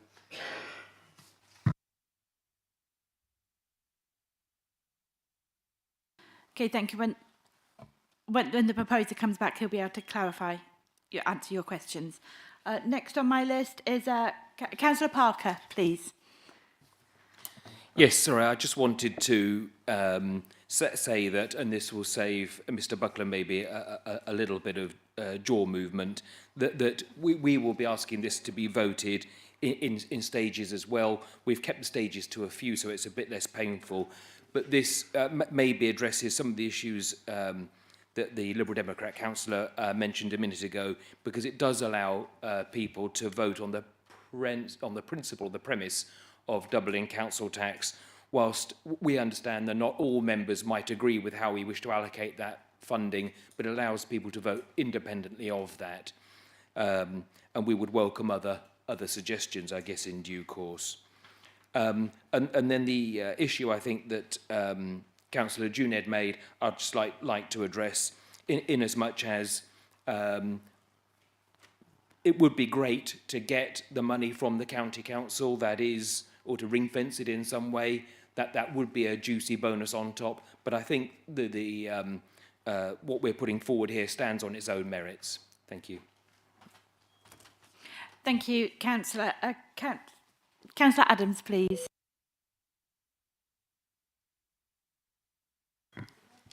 Thank you, Chair. Yeah, so I'd like to speak on this one. I really support the thrust of the amendment. I think the issue is I have some reservations that are sort of preventing me from supporting it at this time, but I really want to be able to work on it proactively for the future, because I think it's a solid idea that has legs, as it were. I mean, I think the key issues, which have actually already been touched on, are definitions and then sort of inclusions. I mean, I think first, yes, as Mr Buckland says, we do have a definition under our own council tax limits already. The levelling up legislation is pretty sparse on definitions. It says it has to have no resident and have substantial furnishing. I mean, I think we need, as has been seen, we've got some it's unclear to members already. So I just want that to be clarified so that we can really hammer down where these are going to be relevant. I mean, the legislation came in October last year, and there are certainly already other authorities which are testing that legislation. I think it's reasonable to be prudent to see what comes out of that, because the Secretary of State's wording of it will have impacts that we need to be, which are salient and we need to be aware of. Knowing the range of types of property that we have in our district, I think it's absolutely right that we do consider this for some of them, but we have to be very aware of the vagueness of those descriptions. ultimately, if we are talking about, I think you're right, we're talking about houses that are second homes to people who don't occupy them. But if there's room to manoeuvre within the legislation that we put forward, that could include short-term lets, Airbnbs, things like that, or lets to buy. Obviously, that's not the intention, but I think we need to be very present, aware of that when we're putting forward what we're going to be taxing people, because ultimately we need to avoid residents in our district falling foul of those pitfalls and make sure that effectively they are taxed fairly, because those are the sort of tenants that we're looking for, and that's the crux of it for me, is it's making sure that it's fair for our residents as it goes forward. The legislation from the levelling up legislation also goes on to address long-term and empty dwellings, which I think you've also discussed. This is a discrete section away from the empty homes, but I think it's right that they are linked, and I think it's right that we actually address them at the same time, because we are looking at council tax relevant to homes in the district. And I'd like to see a more comprehensive approach that we can take towards tax and housing. And I want to work with my colleagues across the chamber to be able to achieve this. I think we need an effective mechanism to address housing, taxing for our residents, and making this fair for all of our residents. We've got 280, I understand, empty homes, 32 of which have been empty for more than 10 years, which could be allow them to be taxed an additional 300% over what they are currently. These are options that are open to us, and I think having a comprehensive approach will allow us to be fair to the residents who could fall foul of this, but also make sure that we actually take proactive approach to empty properties, and that sort of enables us to house more people in the district. My main regret is that this must be done before the beginning of the tax year, which does unfortunately put a delay on what we are able to do now. I've inquired with officers through colleagues as to whether this could be done mid-term, as it were, throughout the financial year. Unfortunately, you can't, but I think at the very least this gives us time to work together on achieving the most sustainable and proactive approach that we can take. And I think, yes, I think it's right that we look to try and achieve as much as we can from this, and so I'd be keen to work with our partners at Warwickshire County Council to find out the way that we can maximise returns to the district and our residents, because I think that's right. I hope that you see I'm being sincere as well. I really do support the thrust of this, and I think we need to get the most out of the legislation, which is, we're slightly hamstrung by, but I'm very keen to work together on this, and in a future iteration, 30 seconds, please. Happy to support. Thank you very much. Thank you. Thank you, Councillor Adams. Councillor Bromwich, please. Yeah, it was interesting actually to read these amendments I proposed, and I'm still reading them across my shoulder to double check on everything. And it's always good to welcome different views and opinions. One thing I do note on this is when you're on about your private sector housing standards officer, and in particular you targeted about mould and poorly insulated house and that, and I did catch Councillor Passingham going on about the private sector houses. But I'm sure there's many of us who've sat here a while that know that certain housing associations are as bad, if not equally as guilty. I know that because currently I'm overloaded with them yet again, and they're lovely to respond in about 2 or 3 months. And it's certainly something we should take very seriously. But it shouldn't just be with private sector homes, it should be across the board for any home. And I've had excuses along the lines of, it's not the type of mould that's going to cause damage. Well, any sort of damp and mould in a house or any sort of home will eventually cause some sort of damage, whether it's structurally or health-wise. So maybe we need to start thinking about how we're actually going to tackle things like that. When it comes to adding layers of extra public sector workers, my gut instinct is always to turn around and say, we should try not to be adding unnecessarily. That is why we probably need to sit down and have proper talks about how we're going to go forward on some of the issues that are raised and why there is requirements for potential officers, because sometimes there isn't. Sometimes it's about sitting down and using the assets that you've already got there. And I think that's a wise thing to do. When it comes to unoccupied and empty buildings in general, I don't think, again, we just look at houses. There's industrial units, there's lots out there. and we're not utilising probably the best we can within the district. Whether central government will ever give us the powers that we would really desire to actually turn around and make use of that, sort of land and space and properties, who knows? They keep on about it for as long as I've been here, and that's 10 years in this summer, that we keep getting told we're going to get these wonderful powers, and it never quite ever happens.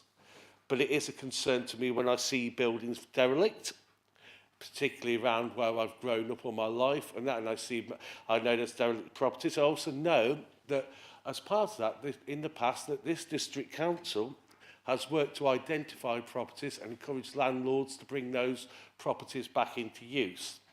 And certainly going back a few years ago, and that there was a great thing in Southern Town Centre where we managed to get about 9 or 10 apartments over the course of a few years into use that were above shops. And I think we've got to keep that sort of pressure on, and that's a duty of us as councillors at the moment to try and be proactive in that. When it comes to council tax for second homes, I think I'd be more concerned about whether central government will give us the power for things like Airbnb, because that's going to become a major issue on that sort of thing over the years, and it's going to stop a lot of young people getting properties. Some of you will know I put a question to council, a written question, which sounds specific, but I'm going to guess some of the content there will be very relevant across the whole district, which I'll address later on. And I think we need to, as a council, be pressuring central government, again, to allow us to maximise the ability for those people to pay their fair share, but also we need to ensure that as part of this, that it does not ultimately lead to people not being able to get on a home, whether it be rent, whether it be buy, part buy, or anything we want to consider. So, in principle, there are a lot of good ideas. In practice, there's a lot we can take going forward. But also, there's a lot here that we are going to be very reliant on central government for. And I think somewhere along the line, we can find a middle path somewhere.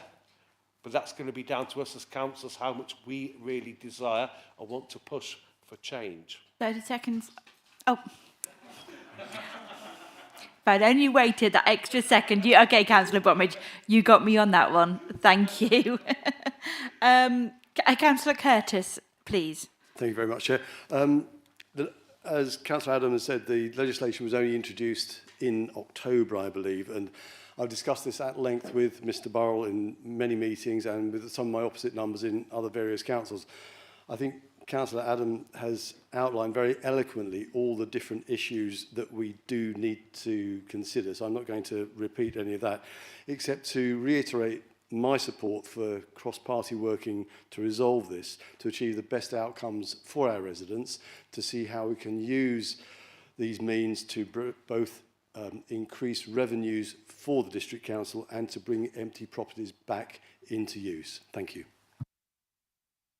Thank you, Councillor Curtis. Councillor Junior, please. And it's something that, can I approach you and say that is something we'd like to work on. If we kind of vote against it this time, it's because we haven't got all the clarification on the detail, and we do need to get that. We have to. This is quite legalistic, and we have to go through that, and we have to look at best practice elsewhere. It is very new legislation, and it's something that we do need to be very, very careful on moving forward. But it's. Do take your point. There's also on the housing standards officer. There is to be, because there's a retirement coming up, there will be a change, the opportunity to restructure that team as well, and that is part of something that we have to look at. Thank you, Councillor Unid. Councillor Hatch, please. Just very briefly, a couple of points clarification that the private sector housing includes social housing, so that was included in our remit. And we did seek officer help with this definition, that by definition second homes are holiday homes, and they had outlined 670 possible properties. And the third point was we just wanted to get this if not before April, then as quickly as possible, so we're in time for the next year. And in our amendment, if we've sought provision for these 2 officers for a brief amount of time from the general fund until we get the revenue through. So I just wanted to make those 3 points. Thank you, Councillor Hatch. That's all I have on my list. Do any other members wish to speak, please? Right. We have a proposer and we have a seconder. I'll now ask Mr Buckland to call the recorded vote. Chairman, I've just been reading and rereading the Green Party amendments. There are extensively 3 elements to the amendments. The first is in relation to increase the council tax on second homes by 100%. But then the subsequent 2 do rely on that first amendment being passed in the first instance. Otherwise, there will be insufficient funds to consider the element of the post for climate change and the private sector housing standards officer post. So effectively, the second and third elements would fall unless there is support for the first amendment. Can I just have confirmation on that from Manager Ross? Yeah. That would appear to be the situation. Sorry, Chair, that would appear to be the situation. However, I do note that there is representation on the floor. Point of clarification, I think. Yes, can I clarify? Well, sorry, I thought I'd get a chance to actually sum up and propose. So I had got quite a few more things to say, but in terms of clarification, I still think, you know, with some urgency and flexibility, because these are urgent homes, we still have a few weeks to sort out these issues. I think there is a very definite definition of empty homes, as I understand it, and I can't. If we wait a whole year, we're going to lose lots of revenue, and I'm sure that it can be the issues with county council could be sorted out. Just to clarify, we do not need anything to be able to move on empty homes. We already have those powers now. So that's a separate issue. Empty homes, we can move on without any other, you know, okay. Other, thank you. Thank you, councillors. Right. Yes, you wanted to have the opportunity to sum up, Councillor Passingham. I can give you that opportunity now, if there's more you wish to add. Right. I think I said most of it just then. Right. So, yeah, it would be such a shame if this opportunity was left for another year. I would have thought that by voting for the amendment in general, these details can be left to the portfolio holder and the officers to sort out, and it would be a great benefit to Stratford district residents and a great benefit for the county council in terms of helping the Stratford district residents as well. Oh yeah, I have got a point on private sector. I'm told that we did have discussions with the heads of departments on climate change and private sector housing, and they say that they are very understaffed here. They cannot do all they want to do in these areas, and having an extra officer would be very valuable to them in terms of carrying out their roles. So, thank you. Thank you, Councillor.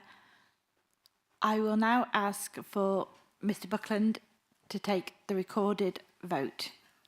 Thank you. Chairman, as I've clarified, that the first vote is in relation to the principle of increasing council tax on second homes by 100%. If that is unsuccessful, though, there is no way of funding the second and the third elements. Councillor, so could I, again, by calling your name, indicate, please, whether you're voting for, against, or abstaining for the first proposal in relation to council tax on second homes? Councillor Alcock. Against. Councillor Jenny Frasley. Against. Councillor Adam. Regretfully against. Councillor Bromwich. Abstain. Councillor Coucher. Against. Councillor Curtis. Regretfully against. Councillor Fleming. Against. Councillor Ian Frashley. Councillor Gist. Against. Councillor Grocott. Against. Councillor Harding.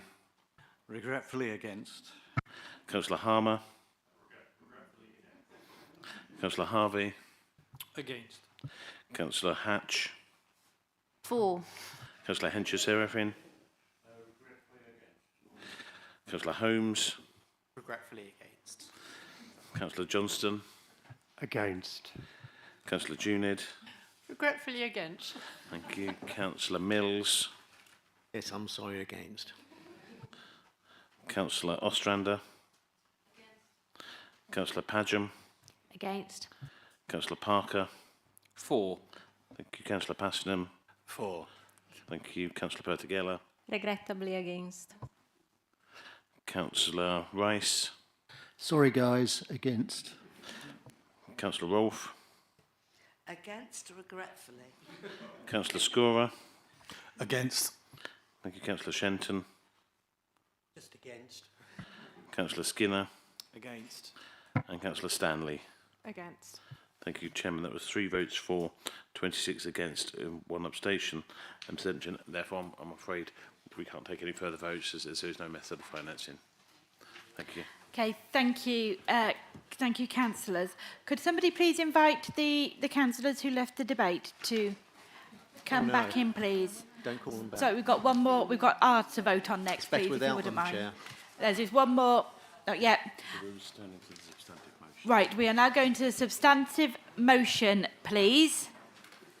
Once everybody can just come in as quietly as they can. Where is everybody? Okay. Is everybody back? No, just waiting for the leader of the... Councillor Rice, do you have a question? We are still in the middle of a debate, everybody. We have not finalised this item yet. I do have a question.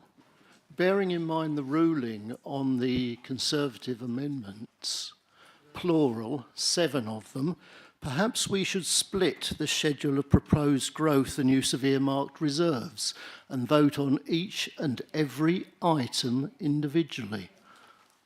Right, OK, just bear with me while I get clarification on that, please. I will come back to you in a moment, Councillor. I just need clarification. Thank you.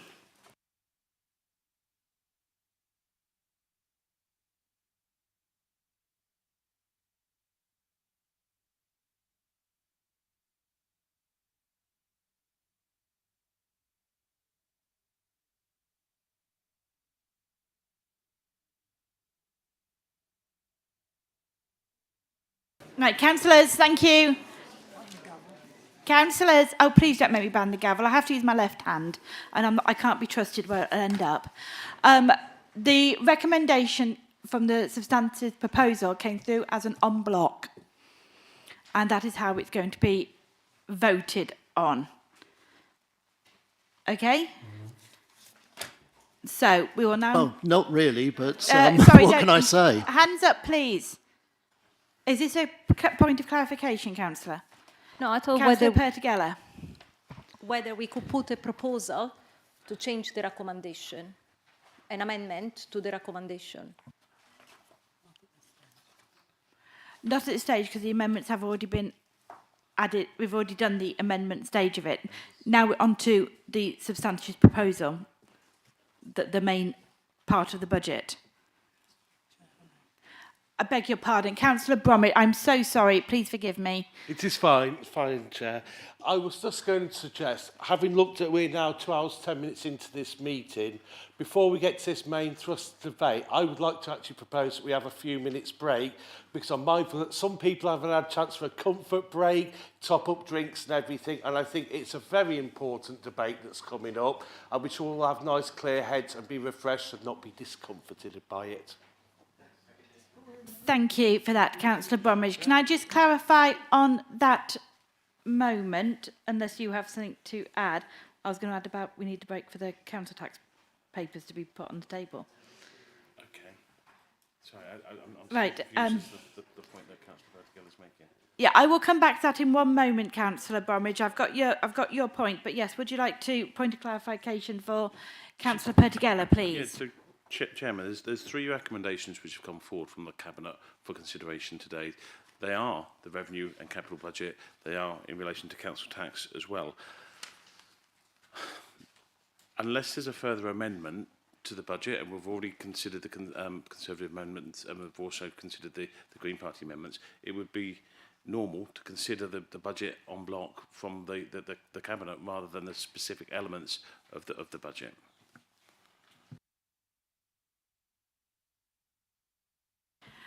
Right. On Councillor Bromwich, in your request for a comfort break between this item of the agenda and the next one, member of the Democratic Services will need to be putting papers on people's desk for the next part. That was going to be the ultimate time for a comfort break. Okay? So, if there's no other points of clarification at this moment, then we will continue. Councillor Curtis, you proposed this. You put this proposal forward, and it has been seconded.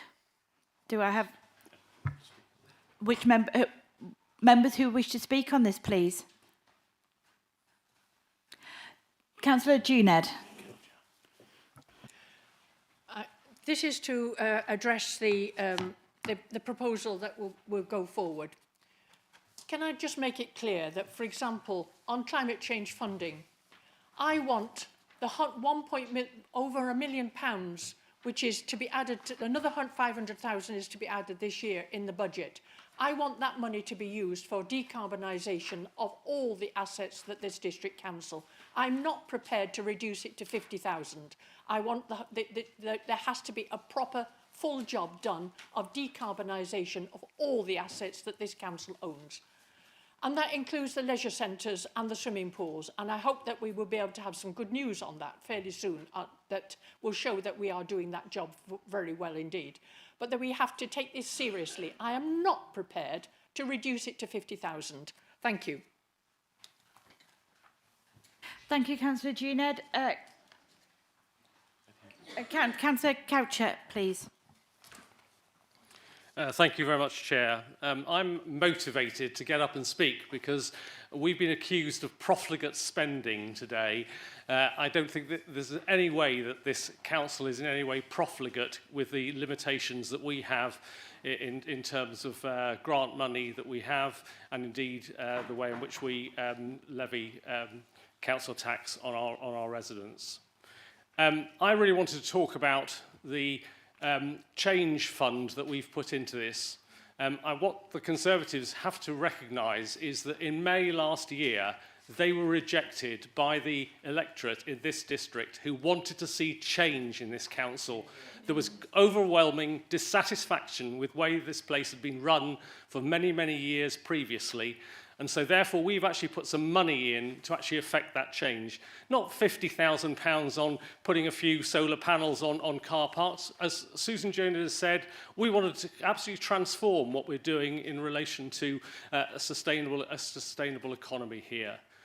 I'm particularly interested in the fact that we've built thousands of houses in this district and we have woefully neglected infrastructure, largely through the way in which we've done it. Unlike Warwick District Council, who forward-funded schools, forward-funded roads, we've done nothing here, and we've got some very, very serious work to do. I'm very worried that £2.2 million will not be enough, frankly, to do the changes that we need and desperately need to do in this district. So when I'm accused of profligate spending on actually trying to do something, I'm particularly aggrieved about that. We've put a lot of work into this budget here to make sure that Stratford District Council now begins to address the needs of the residents in this district in 2024 and not some national agenda which is about actually making cuts so that we can all have tax decreases, hopefully to re-elect a Conservative government. That's not what we're about at all. We're about here addressing the needs of our residents here and making sure that actually we have got a robust district which we're all extremely proud of.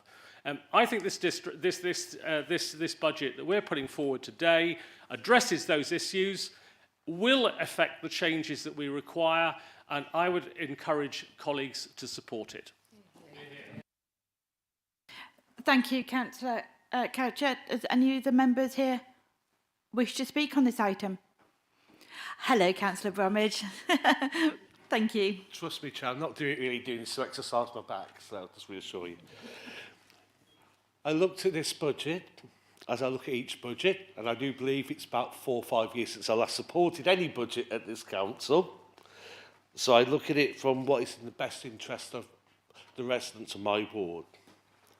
And to be honest, this budget doesn't offer what I would like it to offer.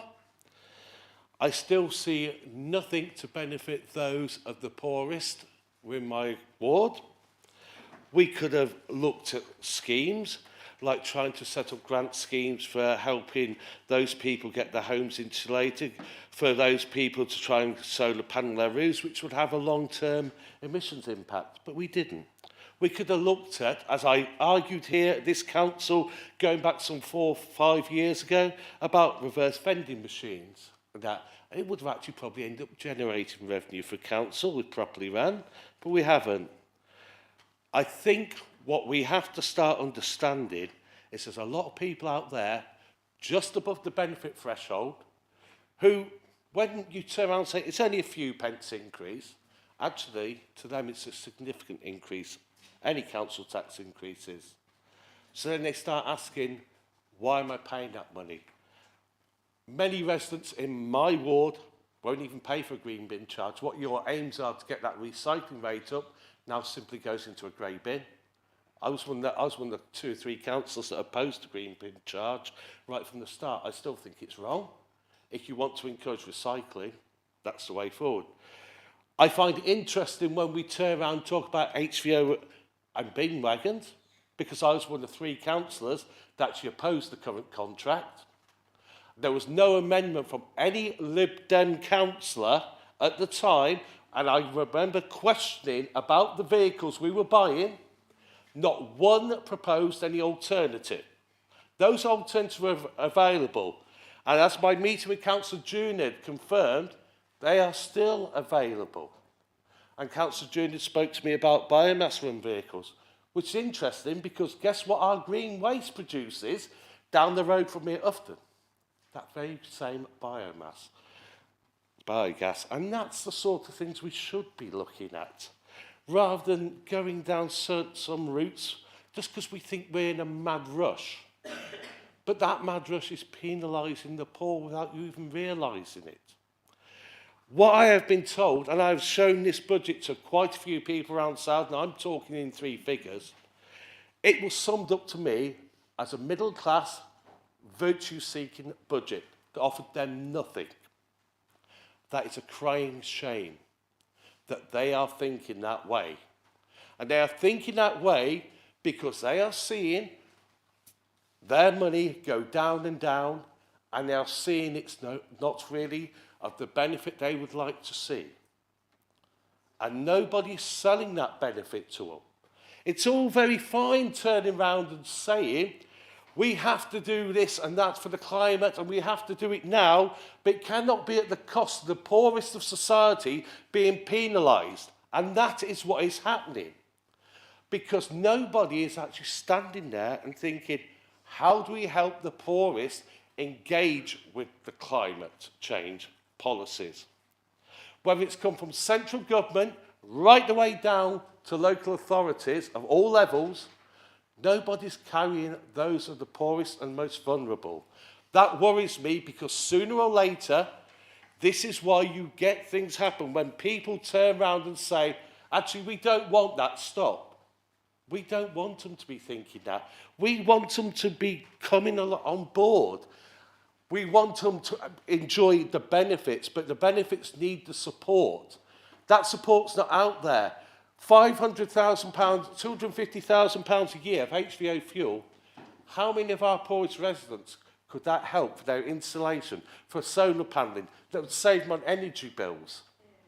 That's the sort of imaginative policies we need to be thinking about. We need to stop looking for grandstanding big schemes 30 seconds, and please. thinking it's about this council, and instead think it's about those who are the poorest and most vulnerable in society and how we carry them with us.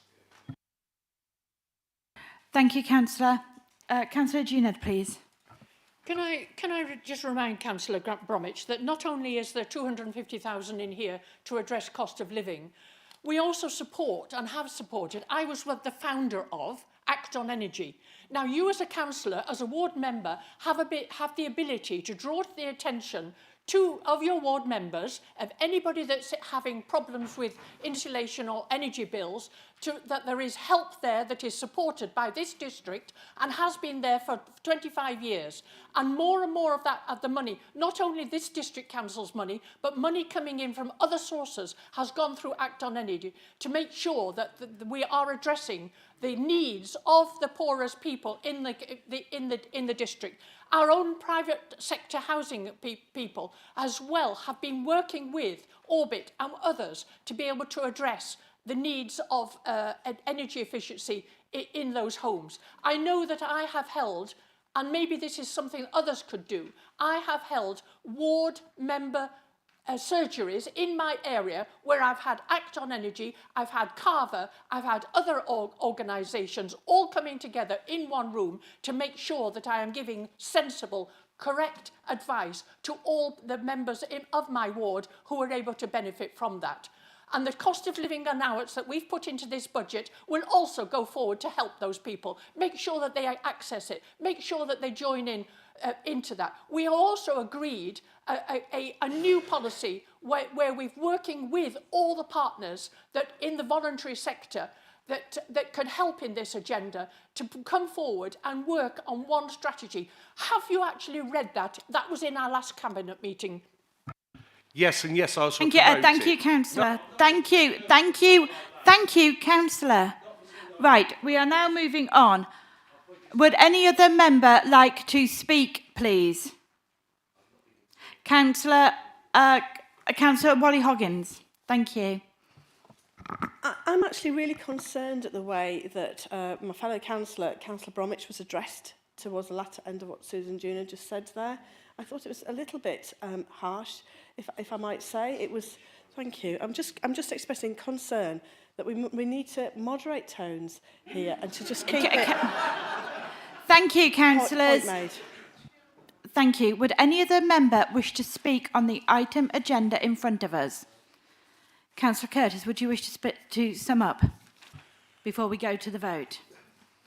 Thank you, Chair. I will keep this very brief. I think there are a number of items in this budget that do seek to ensure that our most vulnerable residents are protected, that their services are protected now. And I think the change programme that we've outlined for the future will ensure that those services are here for the long term.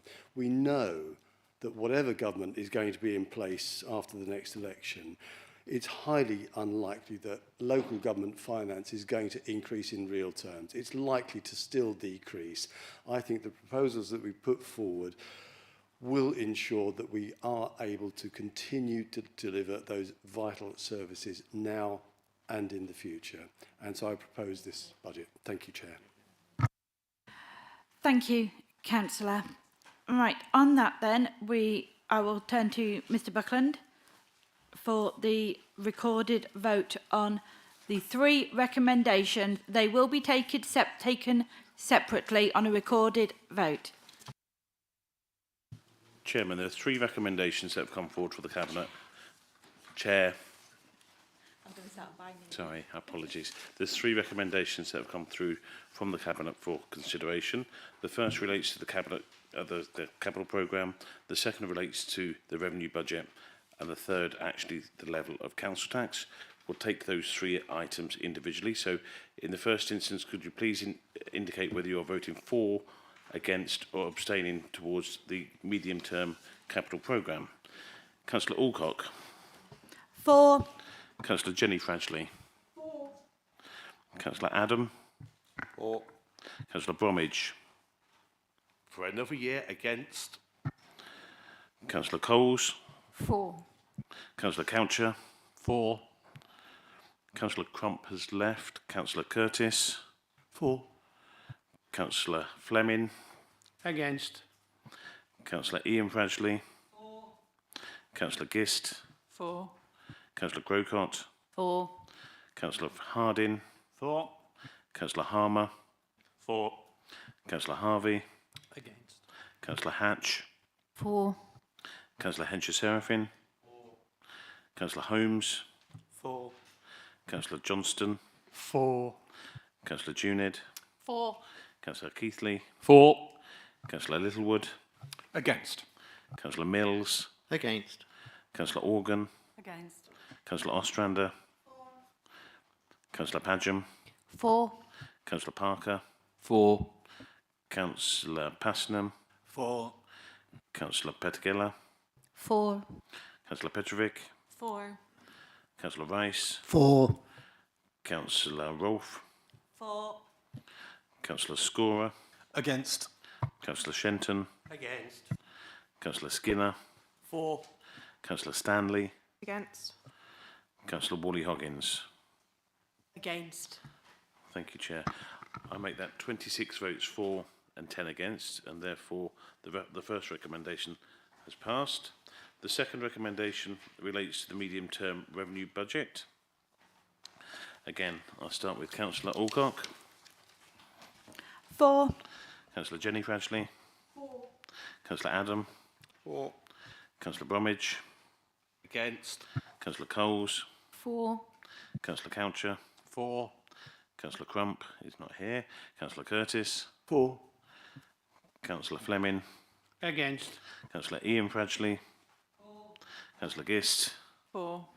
Councillor Grocott. For. Councillor Harding. For. Councillor Harmer. For. Councillor Harvey. Against. Councillor Hatch. For. Councillor Hencher-Seraphin. Councillor Holmes. For. Councillor Johnston. For. Councillor Junid. For. Councillor Keithley. For. Councillor Littlewood. Against. Councillor Mills. Against. Councillor Organ. Against. Councillor Ostrander. Councillor Padgham. For. Councillor Parker. For. Councillor Passenham. For. Councillor Pettigella. For. Councillor Petrovic. For. Councillor Rice. For. Councillor Rolfe. For. Councillor Scorer. Against. Councillor Shenton. Against. Councillor Skinner. For. Councillor Stanley. Against. And Councillor Wally-Hoggins. Against. Thank you. Chairman, again, that's 26 votes for, 10 against, with no abstentions, and therefore that also has passed. The third recommendation is in relation to council tax, and the recommendation that the level of council tax be set at £164.12 for a Band D property for 2024-25. Councillor Alcock. For. Councillor Jenny Fradgley. For. Councillor Adam. For. Councillor Bromwich. Against. Councillor Coles. For. Councillor Coucher. For. Councillor Crump is not here. Councillor Curtis. For. Councillor Fleming. Against. Councillor Ian Fradgley. Councillor Gist. For. Councillor Grocott. For. Councillor Harding. For. Councillor Harmer. For. Councillor Harvey. Against. Councillor Hatch. For. Councillor Hencher-Seraphin. Councillor Holmes. For. Councillor Johnston. For. Councillor Juned. For. Councillor Keithley. For. Thank you, Councillor Littlewood. Against. Councillor Mills. Against. Councillor Organ. Against. Councillor Ostrander. Councillor Padgham. For. Councillor Parker. For. Councillor Passenham. For. Councillor Vertigella. For. Councillor Petrovic. For. Councillor Rice. For. Councillor Rolfe. For. Councillor Scorer. Against. Councillor Shenton. Against. Councillor Skinner. For. Councillor Stanley. Against. And Councillor Whalley-Hoggins. Against. Thank you, Chair. Chair, in total that's 26 votes for, 10 against, with no abstentions, and therefore that is also approved. Thank you. Thank you, Mr Buckland. Right, just bear with me while I just get a point of clarification, please.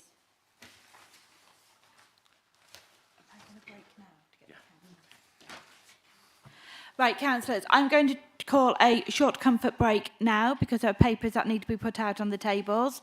Can I please ask all councillors be back in their seat at... It was announced, Councillor Buckland announced it, that it was passed, is that correct? Yes. Or do I need to? No, No, sorry. A comfort break of 15 minutes, please. Can you all please be back in your seats at 3:45? 4:45, please. Sorry. Sorry, 4:45. Thank you, councillors.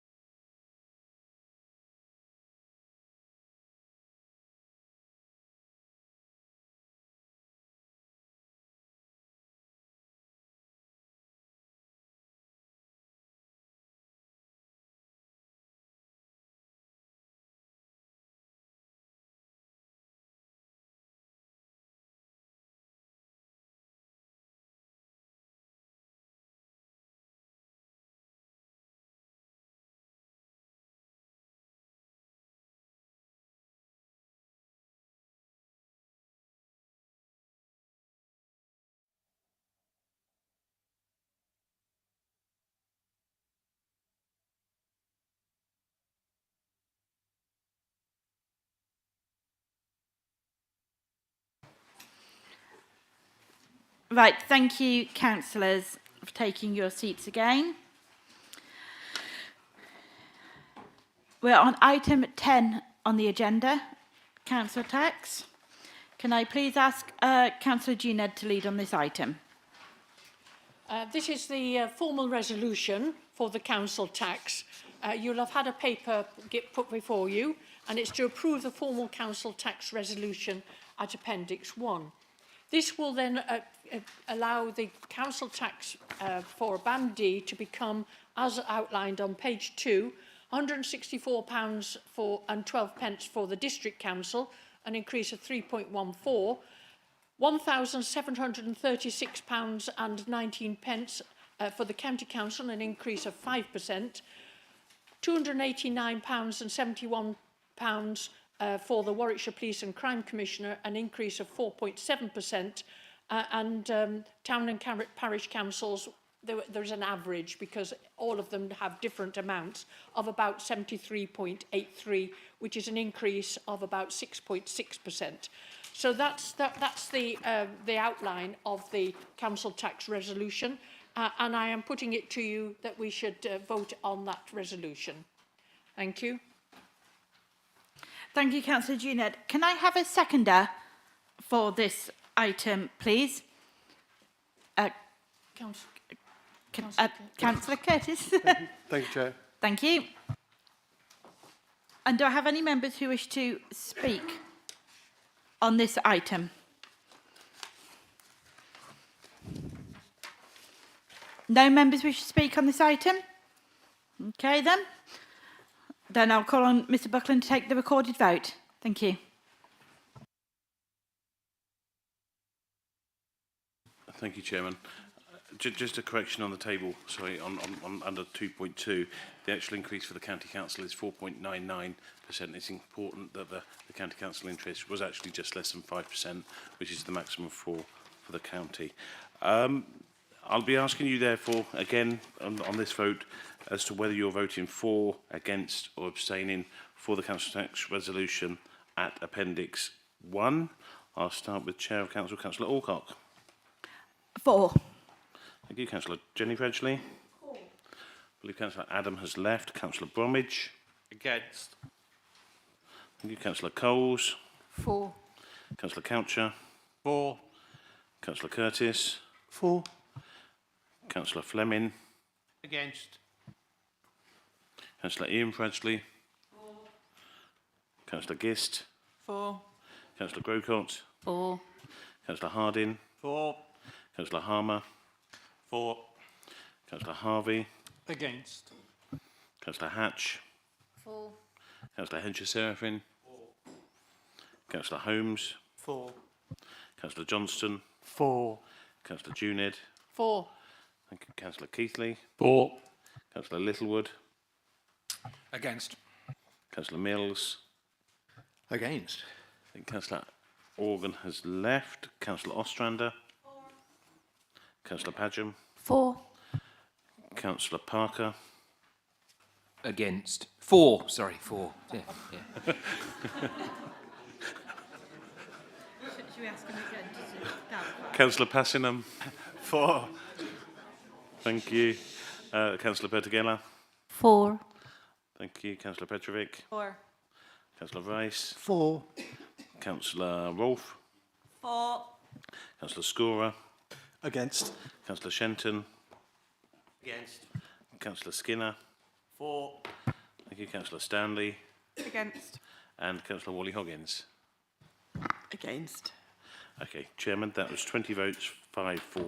Sorry, 25 votes for. It's like 4 for 4, it's 5 for, isn't it? 25 votes for, 9 votes against with no abstentions, so that is carried, Chairman. Thank you. Thank you, Mr Buckland, for that. On to item 11, please, councillors. Minute 409, future use of council land for hire events and attractions. Can I please ask that Councillor Grocott please introduce this item? Thank you. Thank you, Chair. Hello. Right. There's a recommendation to the Council. I'll just read it out. consideration was given to the introduction of an events policy that provides guidance for the use of council lands for such events.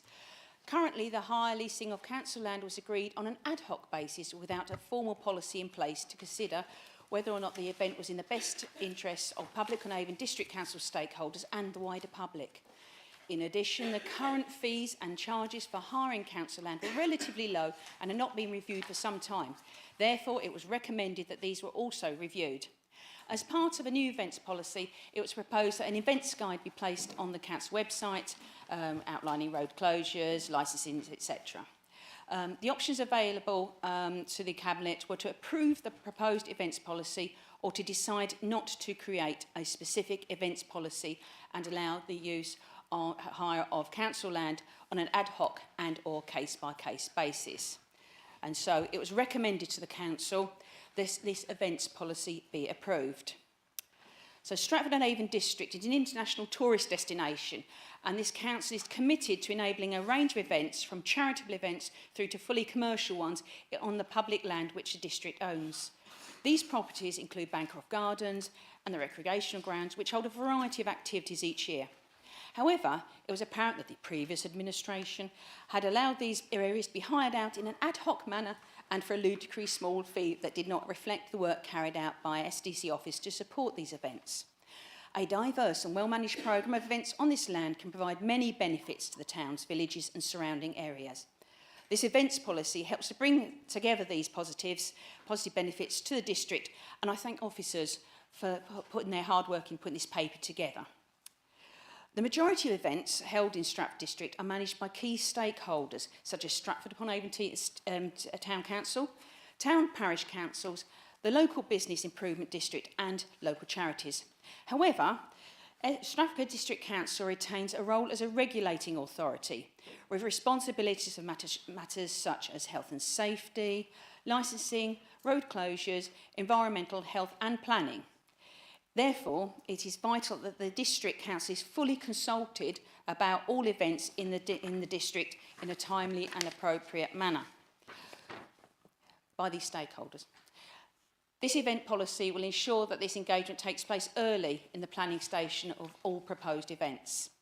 This policy delegates the decision on whether a proposed event will be permitted to take place to the Head of Environmental and Neighbourhood Services in consultation with the portfolio holder and relevant ward member. This policy will also set out the fees chargeable to event organisers and ensure that this authority provides an appropriate income from our assets, and any costs incurred by the events are passed on to the organisers. As mentioned previously, a well-organised event will require input from many departments within SDC, and it is vital that these departments are fully engaged, and the objective of this policy is to provide a coordinated approach to the approval and management of such inquests. So I'd endorse this paper to the Council and hope that it is adopted. Thank you. Thank you, Councillor Grocott. Can I have a seconder for this item, please? Councillor Coles? Sorry, Councillor Coles, could you stand up and disagree on the microphone as well? Chair, Thank you. It's always, do I look at you or do I look away from you? It seems rude. Anyhow, I second this proposal. Thank you. Thank you, Councillor Coles. Do I have any members who wish to speak on this item, please? Councillor Rolfe, please. Thank you, Chair. Can I have assurances from the portfolio holder that you will look favourably upon charities who are very hard pushed financially, and that you would look favourably on them? I absolutely agree with this. It's about time we charge proper money for commercial events, but can I ask that you look favourably on charities? Thank you. Thank you, Councillor Rolfe. Councillor Wally-Hoggins, please. Thank you. I'm heartened indeed that the Lib Dem controlled Town Council and the Lib Dem controlled District Council will now be working together, clearly from this paper before us, regarding the use of council land for hire events and attractions. Taking ownership means, of course, now that they are solely responsible for this, and that they will no longer be able to push negative criticisms towards others. So yes, thank you. Great paper, and we look forward to seeing the results of it. Thank you. Thank you. Councillor Bromwich, please. Yeah, so I welcome this paper as somebody involved with the entertainment industry and have been for a long, long time, because I know how difficult, in particular as mentioned, it can be for charitable organisations. And often these organisations are a little bit blind and need a bit of assistance on this, and having clarity will help them a lot better. And I would go as far as to suggest that actually as a district council we probably do miss out on promoting the fact we have these spaces where organisations can actually use, and in particular charities and small organisations can maximise an income. And I think as part of this, I would love to see the fact that there's a statement of intent there from the district council saying we would welcome your organisation, and in particular if you're a small charitable organisation, we will help guide and advise you, because many of them do get very confused of what their requirements are, and it can sometimes be a bit difficult for them, especially if they've never organised something before. So on the whole, thank you for getting it all clarified. Thank you, Councillor Bromwich. Councillor Ian Fradgley, please. Thank you, Chair. Could you just clarify, does this also apply to things like the big wheel, which I understand is on its way?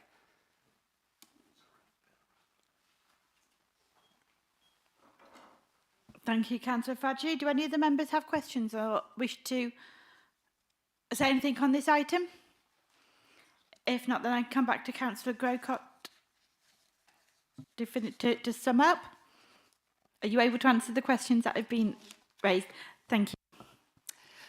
Thank you for your comments and your questions. Councillor Fradgley, I will go and confirm that and get back to you. I'll ask my officers, okay, because I do not want to mislead you.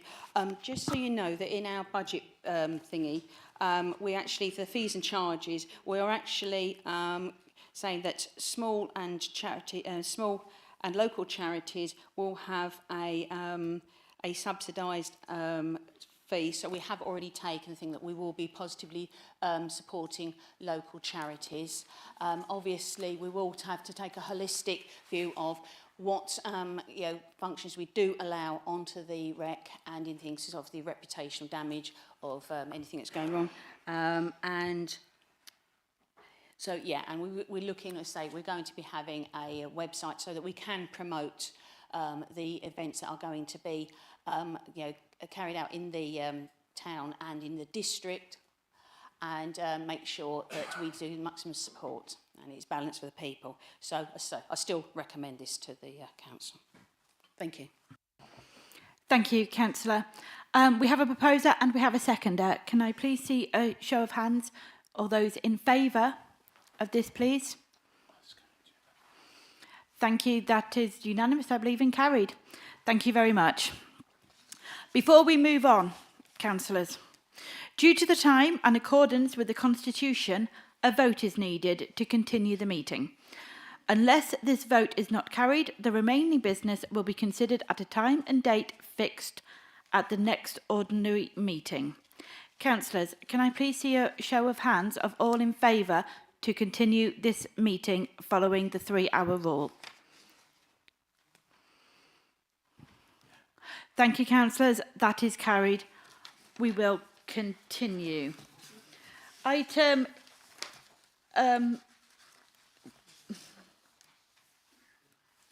12, please. Minute 514, notice of motion, Church Street car park.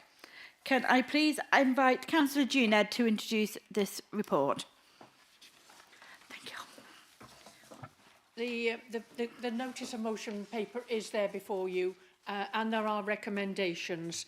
The recommendation is that all council, designations for councillors will be removed, but not at public expense. Thank you. Do I have a seconder for this item? I second that. Please, thank you, Councillor Grocott. Does any member... okay, allow it. Does any member wish to speak on this item, please?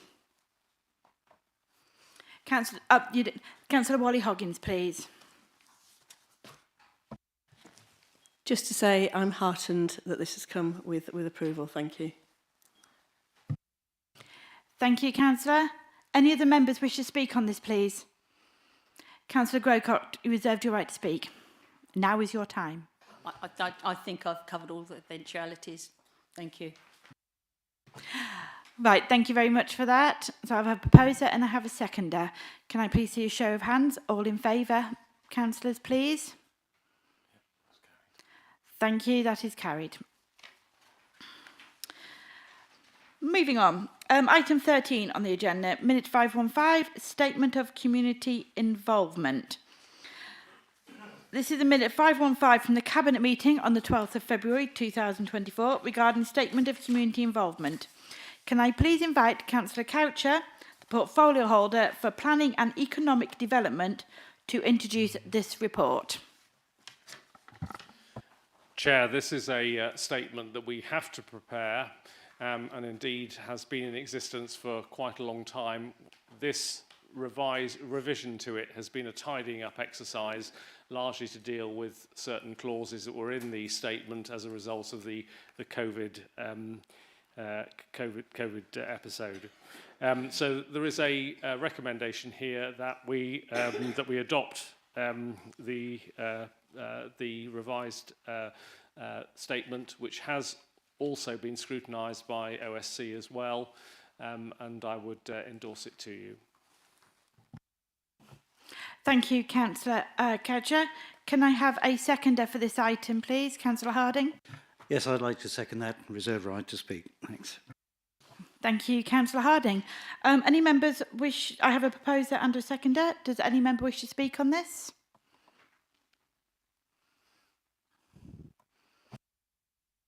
Sorry, Councillor Harding, did you still wish to speak on this item?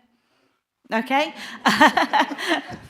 Then I have a proposer and I have a seconder. Can I see a show of hands, please? All in favour? That's carried. Thank you very much. Item 14, please.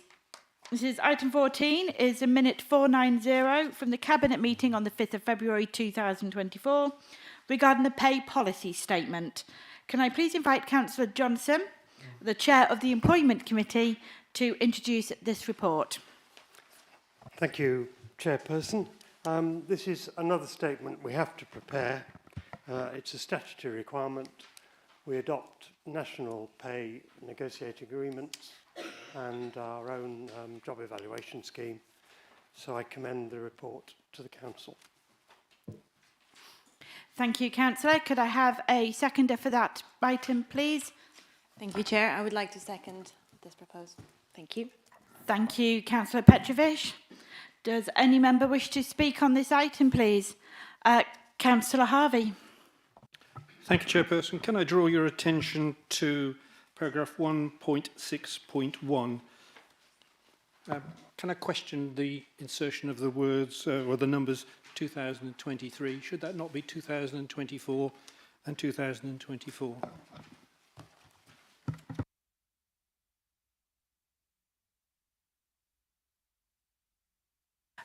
If you just bear with us 1 moment, please, Councillor Harvey. I'm just looking into that situation now, and I will get you clarification.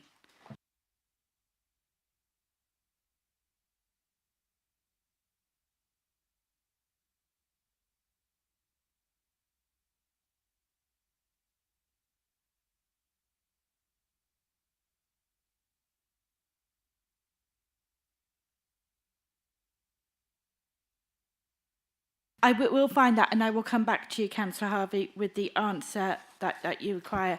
Does any other member wish to speak on this item?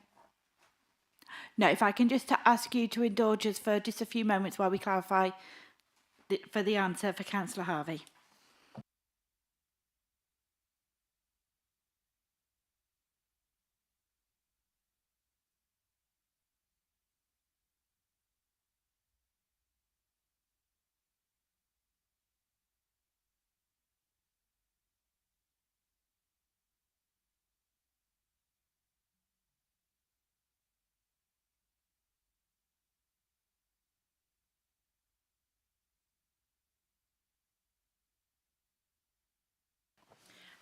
Excuse me. Councillor Harvey, yes, you are correct. That, yes, it should read as 2024. Can I just say it's a pity that wasn't spotted earlier? Yes. Your point has been noted. Thank you. Any member wish to speak on this item? Then, if not, I have a proposer and I have a seconder. Can I see a show of hands to accept this pay policy, please? That's carried. Thank you very much.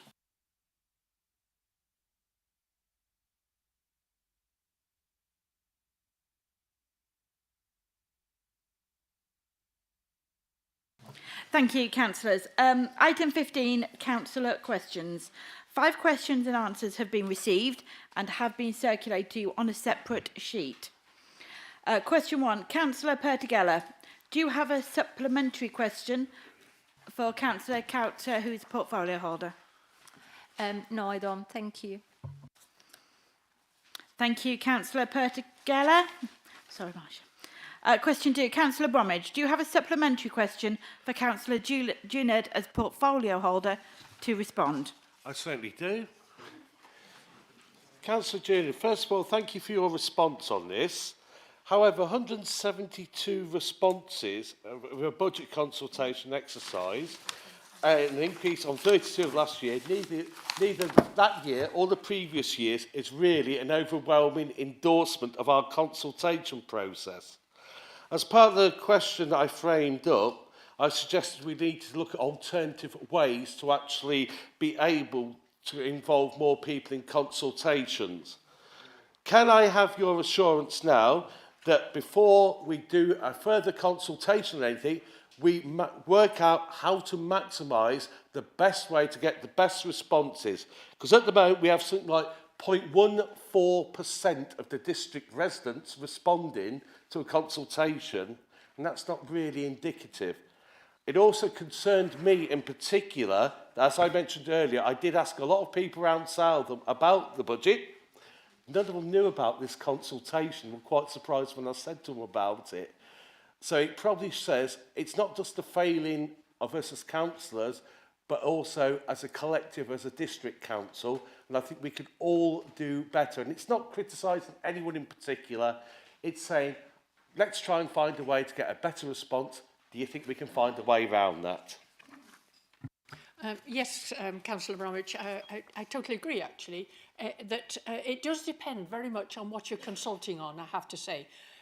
There are some subjects on which we consult where we get quite a lot more responses. On the budget consultation, not so many people respond. I think it's probably the subject. But however, we did receive 172 responses this year. It was only 32 last year.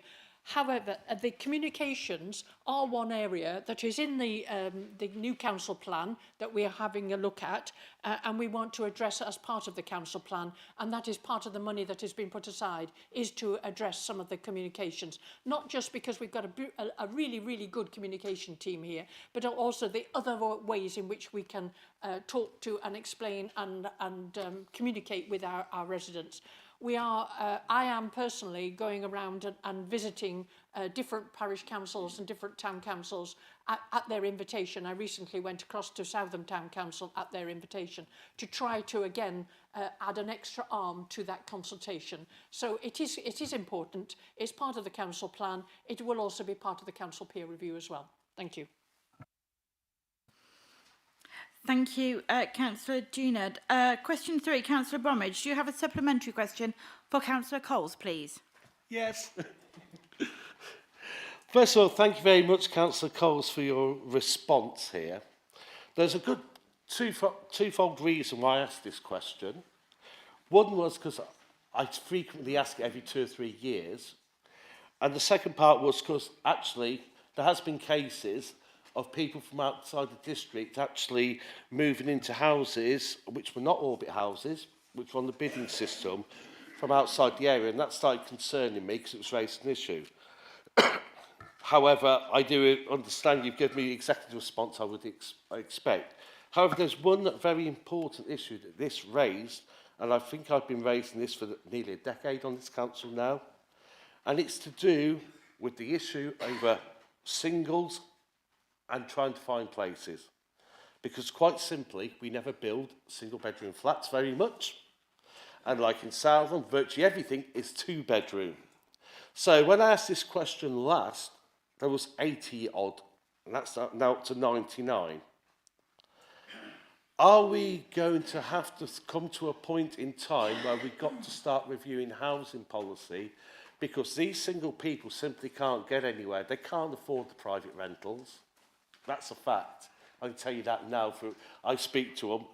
In fact, I was one of them at one point before. Thank you. Is that your question, Councillor? So, can we get a review of our policy and see how are we going to cut? It's not just in Salem, across the district.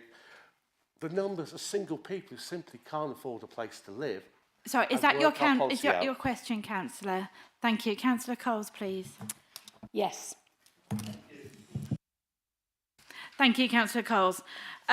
Councillor Ford, Councillor Harvey, do you have a supplementary question, please, for Councillor Grocott? I do. Can I begin by thanking Councillor Grocott for the information, the data she's provided, which is quite illuminating.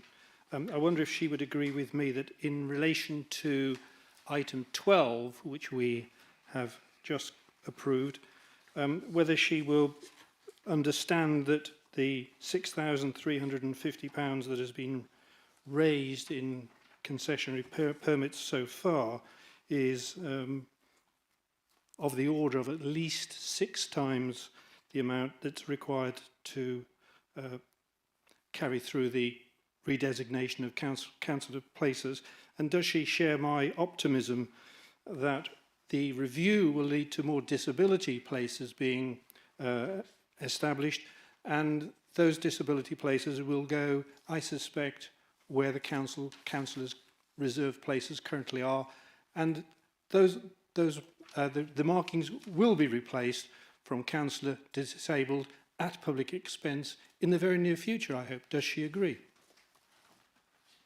Councillor Grocott. Thank you for your question, Councillor Harvey. We have already discussed the Church Street car park and at Cabinet, and it was decided that we would let, rather than having to spend out to remark out the car park, we would actually let the markings fade away because they're not particularly noticeable at the moment. But we wouldn't be, when it comes to next full council, we won't have the lollipops out. You'll just have to sort of go and park around the place. We're already looking, we've already committed to having the leaders and the chairs places redesignated as disabled parking, if that's what you were referring to actually in the Church Street, or is it generally? No, I can't. It's just a question for you to answer, please, okay, Councillor. Sorry. If you are referring to the Church Street, yes, we are looking at reassigning the chairs and the leaders' car parking spaces as being disabled. So apart from that, we can just sort of draw a line under it. Thank you. Thank you, Councillor. Councillor Harvey, your secondary question to Councillor Guest. Do you have a supplementary question for that, please? I do. Again, can I thank Councillor Gist for the information she's provided? I have to say, it doesn't really answer the question that I posed. It's interesting, and it carries on the good work that's been going on in this council, which is well known for its training activities. My supplementary question is, there is evidence that some councillors, a minority of councillors, are, in my view, not worth their basic allowance. Why can't she just say so? Well, I can't say so because I don't agree, and it's also, as I understand it, unlawful to remove basic allowance from councillors in the circumstances you suggest. So, and it's my job to support councillors in their responsibilities, which is why we have more online training and recorded training, so people who work are able to be councillors, because we need more councillors coming forward, not fewer. Thank you, Councillor. That is the end of Councillors' questions. Now on to item 16, questions to the leader. Can I please remind members that each member can ask a maximum of 2 questions and will have only 3 minutes to speak, please. So, questions to the leader, please. Does any member have a question they wish to put to the leader? Councillor Scorer, please. Thank you, Chair. We live in a large rural and diverse district. Can I ask, what is the leader going to do to help rural businesses and also help farmers providing quality products and to ensure safeguarding food security in our district? I think you need to look at the papers that came from the Rural Shared Prosperity Fund and the people that have benefited from that Rural Shared Prosperity Fund. The officer who looks at that area is Mr. Wathen, and he can give you a lot more information about the people that benefited from that Shared Prosperity Fund. There are also several other initiatives that are being undertaken at the moment under Councillor Coucher's portfolio. He can probably fill you in on a little bit more of that one. But one of them is business, making sure that businesses have the energy efficiency advice that they need in order to be able to function effectively and save money while doing so. And I don't know whether Councillor Coucher can fill in, he's not allowed to, but if you talk to him afterwards, he can fill you in on a lot more that is being done in the rural area. There's been, since the Economic Development Officer came on board, there's been a substantial increase in the amount of support that is being given to rural businesses and rural farmers in this area. Thank you, Councillor Juned. Councillor Bromwich, please. Yeah, leader, you launched, in my opinion, a very personal and vicious attack on me in regards to the work I do as a councillor when trying to give support to the poorest and most vulnerable. Without basing that on facts, like when I'm traipsing round the poorest and most vulnerable, ensuring they do things like their applications for Action for Energy, in trying to help them to ensure they get their discounts, their housing benefits, taking those calls early hours of the morning when they run out of electric and panicking what they can do.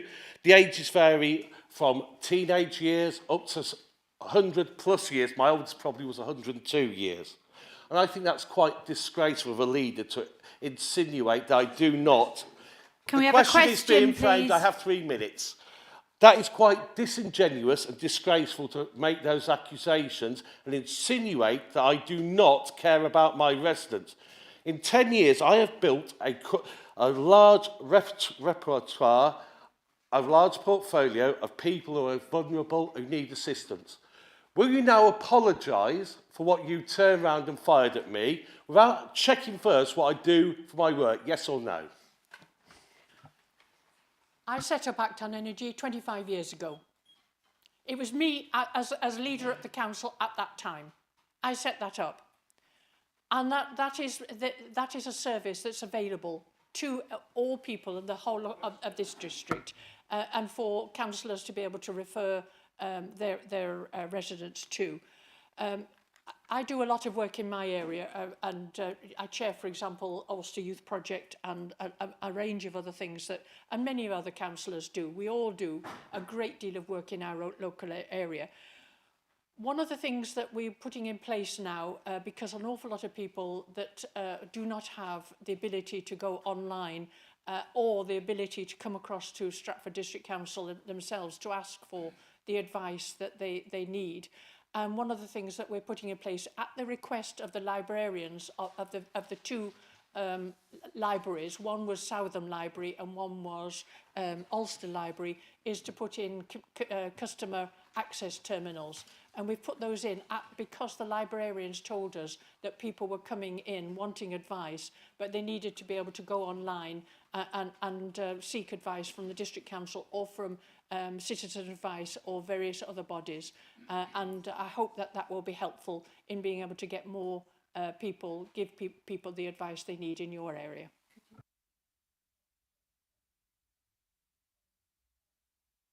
That's enough. Thank you, Councillor. Councillor Coucher, you are next on my list, please. Thank you, Chair. Perhaps the leader can confirm the situation in relation to the Stratford bid, where I believe the ballot has been successful, and can she confirm that we will be working constructively with the bid to the benefit of Stratford for the future? Yes, I can confirm positively that the bid was successful and that we will work with. Councillor Bromwich, I am...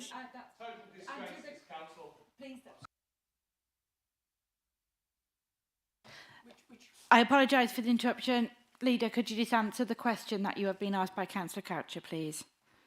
Yes, that it was positive. We had a positive bid. That it was successful.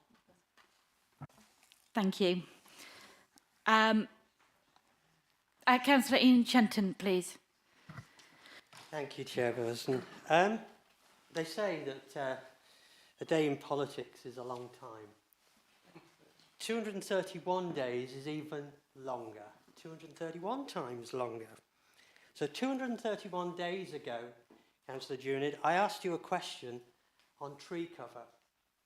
It concerned the Lib Dems' former motion to increase tree cover from 8% to 13% across the district. And your answer to me, and I have it here, was that, and it wasn't the question, but you answered that tree planting can't be done in September. Well, that wasn't the question, and you then came back to me further on in your response and said, I do believe I've got a meeting coming up with one organisation and I will get back to you as soon as I can. Have we reached that as soon as I can? We had a meeting with Allscott the estates and the Warwickshire County Council's biodiversity officer, ecology officer was involved in that. We've had meetings with the Heart of England Forest, and it was Stratford District Council that actually co-sponsored with Warwick District Council the Trees for Farmers planting that went on this year. And we now have biodiversity net gain as mandatory from the 12th of February 24, which gives us the ability to ask for more biodiversity net gain to be done. Whenever a development happens, we can actually now mandatory ask for more trees to be planted. So yes, a lot has been done, and the climate change officer has also been working on this as well. One of the things that I think we need to do more of is make sure that that biodiversity net gain, that mandatory requirement, is built solidly into the local plan to make sure that we're making and maximising. But there's a lot happening. I'd say people like Allscott are doing an awful lot, and others are doing a lot to be able to take advantage of that new legislation, which is very much welcomed.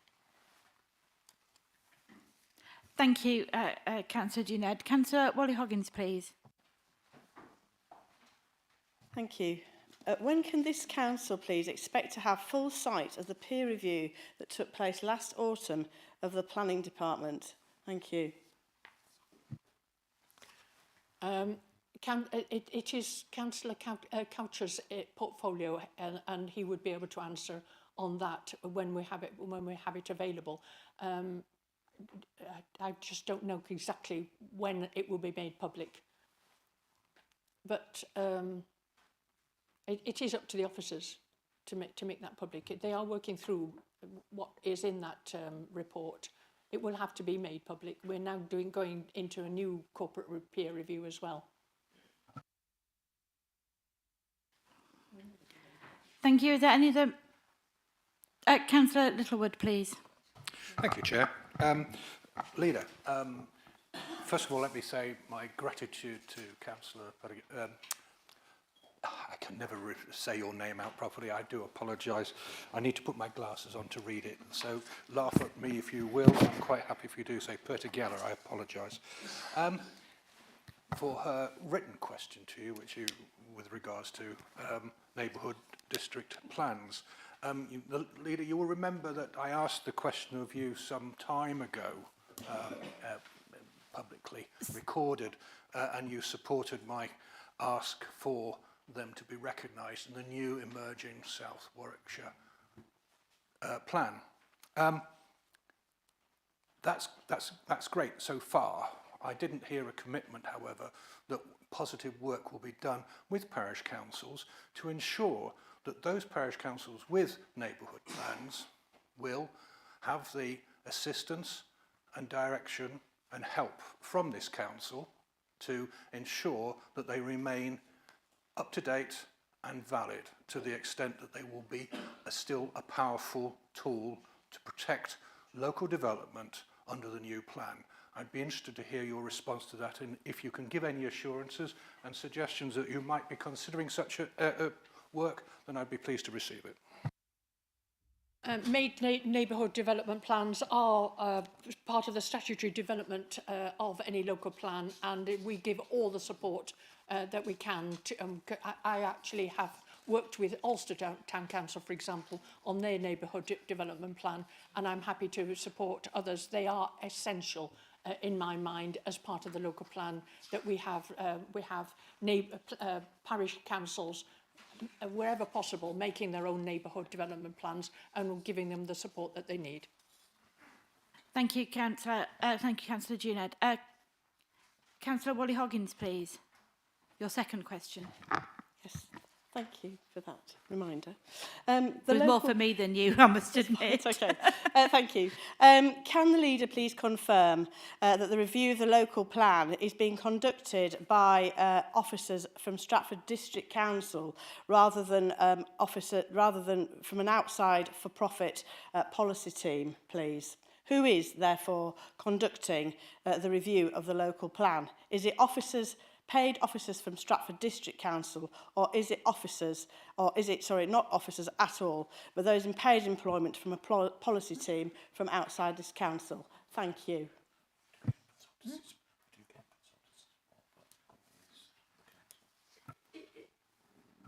I've just asked, it is actually always the council. I mean, we use consultants, we always have done. I did the local plan way back in 1999. I was involved in the local plan that took place more recently. We've always used consultants to produce particular pieces of evidence, but it's always the council officers that always run and decide, and in the end, it is the councillors that always vote on it. It's always in our own hands. I don't understand where you're coming from. Thank you, Councillor Judith. Your comments have been noted with interest. Thank you, Councillor. Councillor Shenton, please. Thank you, Chairperson. And yes, it's my second question. Thank you for the reminder.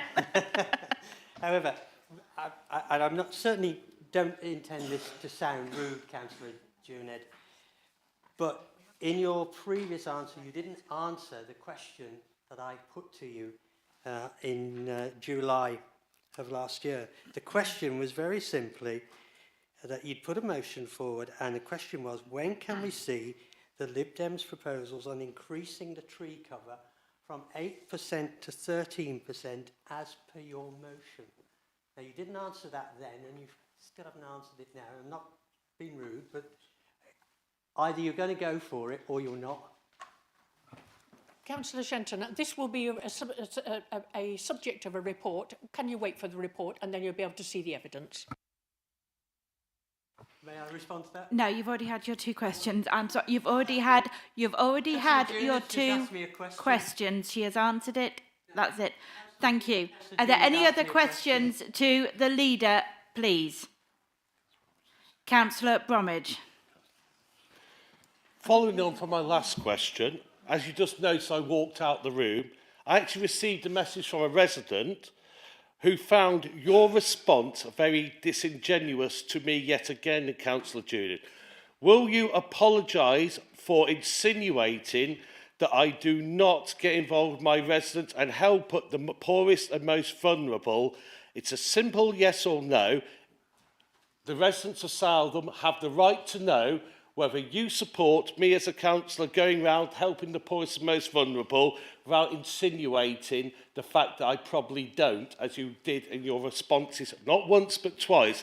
This is not about your glorification about what you have done. This is about now the people of Southam who get that help from me, and you insinuating the fact that I do not put that information out there, do not go and help them. Will you apologise, yes or no? I made no such insinuation at all. I just said that there was a resource that was available to you if you wanted to bring it to the attention of your of people in your area, and we would support you in doing that. I took the trouble to go across at the invitation of Southam Town Council to go and to hear their views, to hear what is needed, to hear what support I could offer, to hear what support the District Council could offer. And since then, officers have been in touch with Southam Town Council to see what help is needed across in your area. And the District Council and myself and officers are always available, and we will always ask that you don't have to stand up in the middle of the council to ask it. I'm always available to ask and give the advice wherever possible, and to give all the help, and to give the benefit of my experience and other people's experience as well. So we're always happy to help. Thank you. Councillor Mills, please. Thank you, Chair. Actually, this is more of a comment or a question, if you don't mind, Chair. It is question to the leader. Can you ask a question, please? Can I... It's not so much a question. Right, I will start again. Yeah, put a question mark at the end. I went and visited Susan, the leader, and David Buckland a while back. And this is because a number of years ago, I organised a PSA testing screening test in Stratford. I've approached the leader and David Buckland again, and they said they're quite willing to support again. Last time we had about 225 people, men coming through. Fortunately for you, Madam Chair, it doesn't involve you. You haven't got any prostate, so you're in the clear on that. But I do appreciate the support I'm getting from the leader and David Buckland. And I always remember, after I had my surgery and my treatment, I was always, I know what David Buckland's going to, he's heard this before, but I was very touched by the comments David Buckland made. I met him in the car park. He said, I'm so pleased you pulled through, Chris. He said, because we couldn't afford another by-election. So thank you for that. I've never forgotten it. So thank you, Chair. This is something that I was very willing to and very glad to be able to help with. It is something that that all of the male councillors, obviously, but also male residents of the population, we do need to be aware of the ability to be able to be tested and to find evidence early for prostate cancer, to make sure that we do not have people that get to a stage where it's no longer treatable. We need to make sure that that is, we do help with that. And I thank you very much indeed for putting us in touch with a source of funding as well.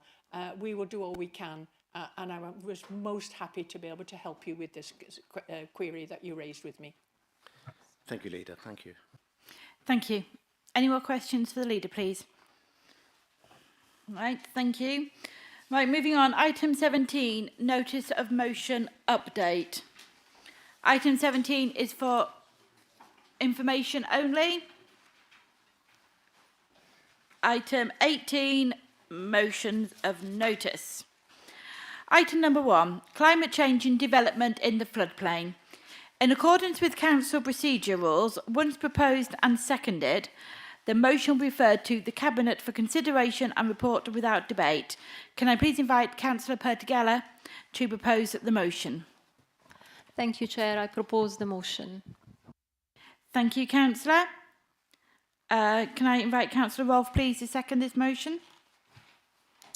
I second the motion. Thank you very much. Thank you, Councillor. And we will now move on to the next motion, as that will go to Cabinet. Tackling food insecurity and promoting food justice. And again, in accordance with council procedure rules, once proposed and seconded, the motion will be referred to the Cabinet for consideration and report without debate. Can I invite Councillor Pertigallo again to propose the motion? Thank you, Chair. I'm very proud to propose this motion. Thank you, Councillor Pertigella. Can I please invite Councillor Petrovic to second this motion, please? Thank you, Chair. I'm very pleased to second this motion. Thank you. Thank you, Councillor Petrovic. Move on to the next motion, please. Motion number 3, adaptation. This motion, once proposed and seconded, will be debated. I invite Martin Eccleston to advise the rules of debate, please. Thank you, Chair. The normal rules of debate apply, and I explained that earlier. Thank you. Can I invite Councillor Holmes, please, to propose this motion? Thank you, Chair. I'd like to propose this motion. The Climate Change Act was introduced in 2008. Despite this, there have been reports in the last 2 years about a lack of action or a retreat from seeking net zero at a national level. The cost of not achieving net zero on households has been stark. In 2023, the Energy and Climate Intelligence Unit estimated that the cost to individual households was a potential £2,100 in 2023. Due to the slow rollout of programmes providing energy efficiency measures and net zero technologies allied with international price rises. To achieve net zero, mitigation must continue, but with an increased focus on adaptation planning to develop resilience to extreme weather events. This past winter, flooding has posed a repeated threat in my part of the district. As ward member for Kinnerton Ward, it's my responsibility to represent several communities situated along the River Orne. Aston Cantler and Great Orne have repeatedly faced severe flooding. This has had the effect of isolating some of these communities and cutting them off completely as roads become impassable for hours and even days at a time. I would like to commend Great Orme Parish Council in particular for their proactive efforts in addressing the severe flooding issues in their community. Their persistent advocacy for necessary infrastructure enhancements from the County Council amidst repeated disruptions and safety concerns for residents is noteworthy. The Parish Council's actions, including a detailed climate resilience survey and the establishment of a flooding and drainage action group, demonstrate a strong commitment to community welfare. Their communication and coordination efforts drive infrastructure improvements that reflect a commendable dedication to improving local resilience. The issue is only going to get worse with the changing climate. We need immediate support to prevent these flooding events becoming normalised for our rural communities, as they are no longer isolated nor infrequent events. It's imperative that we intensify our efforts to prepare for climate change's local impacts in the district. Councils play a pivotal role in readying areas and communities to withstand these challenges. The LGA commissioned a survey and research in 2022, producing a report that made a recommendation to government asking that they explore and provide support for local authorities with adaptation planning and action. Some of this will involve convening and using our local government powers to ensure that actions are taken. Local plan making, for example, provides an opportunity to ensure that adaptation is reinforced as a priority. To do this, we require that all the partners in flood prevention should work better together, sharing information and data much better than they do now. In partnership, they can make the case for funding to the government to put adaptation measures into place with a priority for nature-based adaptation solutions. This notice of motion asks that this approach be taken across all departments, that a people-centred approach is taken with responsibilities clearly assigned to lead collaborative work and to apply for necessary funding for the communities in our district that so urgently need it. Thank you. Thank you, Councillor Holmes. Can I call upon Councillor Harmer to second this motion, please? Thank you, Chair. I am delighted to second this motion. Thank you, Councillor. Do any other members wish to speak on this? Councillor Hatch, please. I commend this motion, full-heartedly support it, especially as we are breaching 5 of the tipping points now, and the majority of the scientific community believe we're about to breach 1.5 degrees. So I especially commend the points of embedding across decision making, and it being people-centred. As Councillor Bromwich has impassionedly said, we need to engage with people on these so that we get support for any measures needed. Thank you. Thank you, Councillor Hatch. Councillor Shenton, please.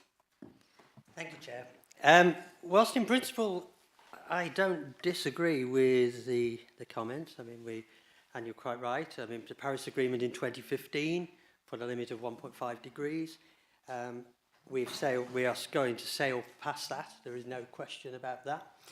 And the problems that climate change is ever prevalent and getting worse all the time.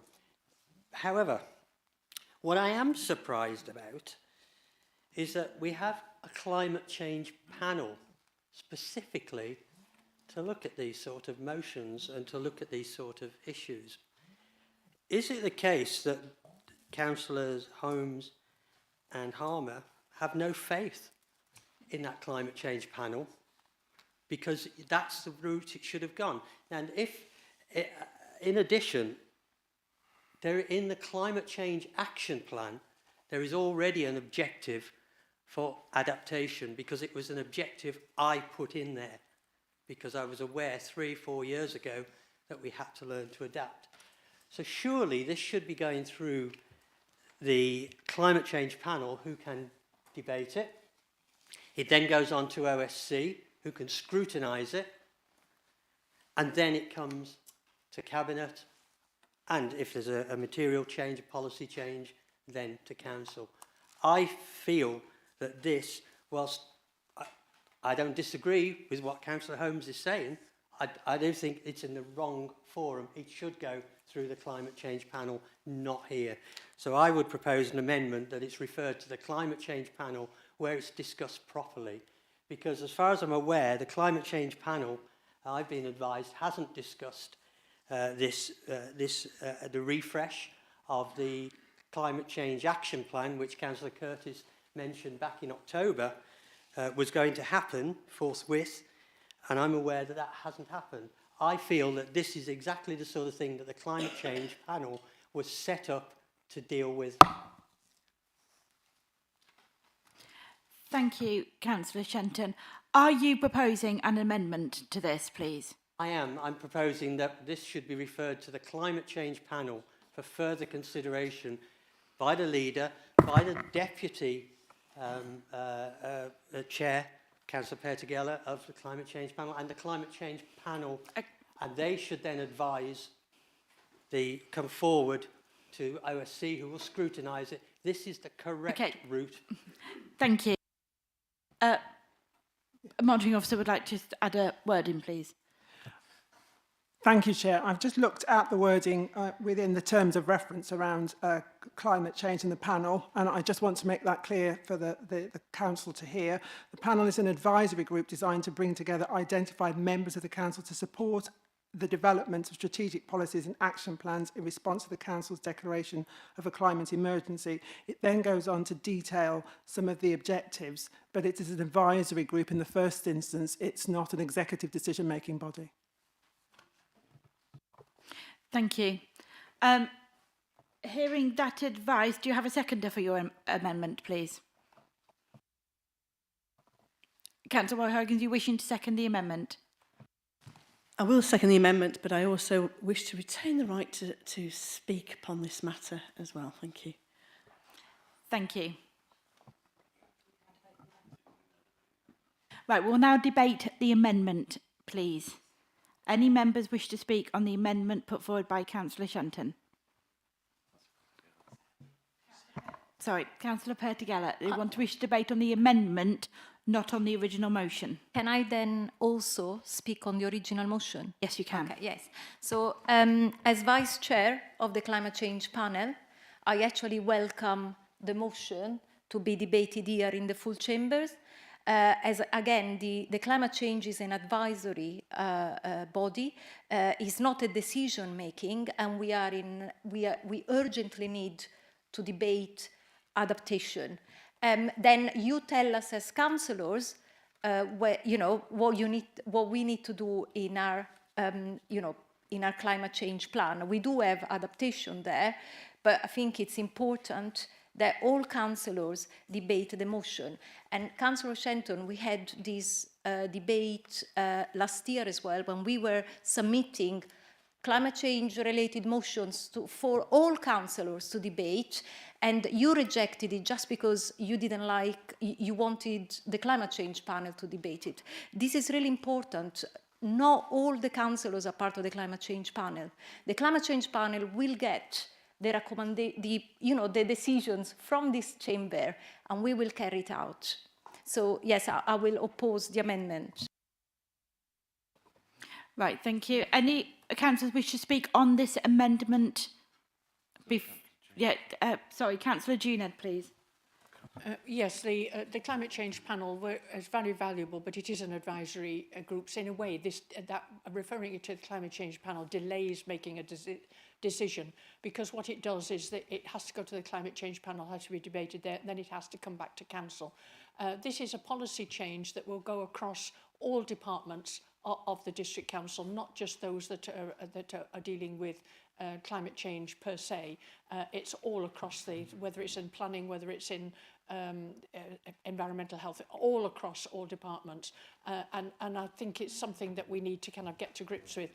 One of the things that it became apparent to me when I spoke to the Environment Agency, Warwickshire County Council, Severn Trent and Stratford District Council recently about flooding and projects that they had involved, was that there was a lot going on, but nobody was talking to each other and the information wasn't being shared. Now, one of the things that this will allow us to do is to convene and make sure that we are able to pull together different bodies and different partners to be able to make sure that we also play our part and make sure that, for example, we get, if changes need something in planning, then we can get it through. After this winter, after the flood events that are of this winter and the problems with drains and closed roads, etc., I think we need urgency and we need to start addressing it, not to push it off for another 3-4 months. Thank you. Councillor Passingham, please. Yes, I oppose the amendment as well. I think this is an important subject. It needs to be discussed and debated at the full council. We are in a climate emergency and we do need to make decisions as fast as we can on this, and I think this is generally accepted. We need to do something about adapting to climate change and implementing decisions as quickly as possible across the whole council. Thank you. Councillor Jenny Fradgley, please. Thank you, Chair. I think this climate change is important to all of us, particularly to young people. And I know from the young people I speak to, they are becoming very frightened at the speed at which their world is actually going to change and become more hostile to them and their futures.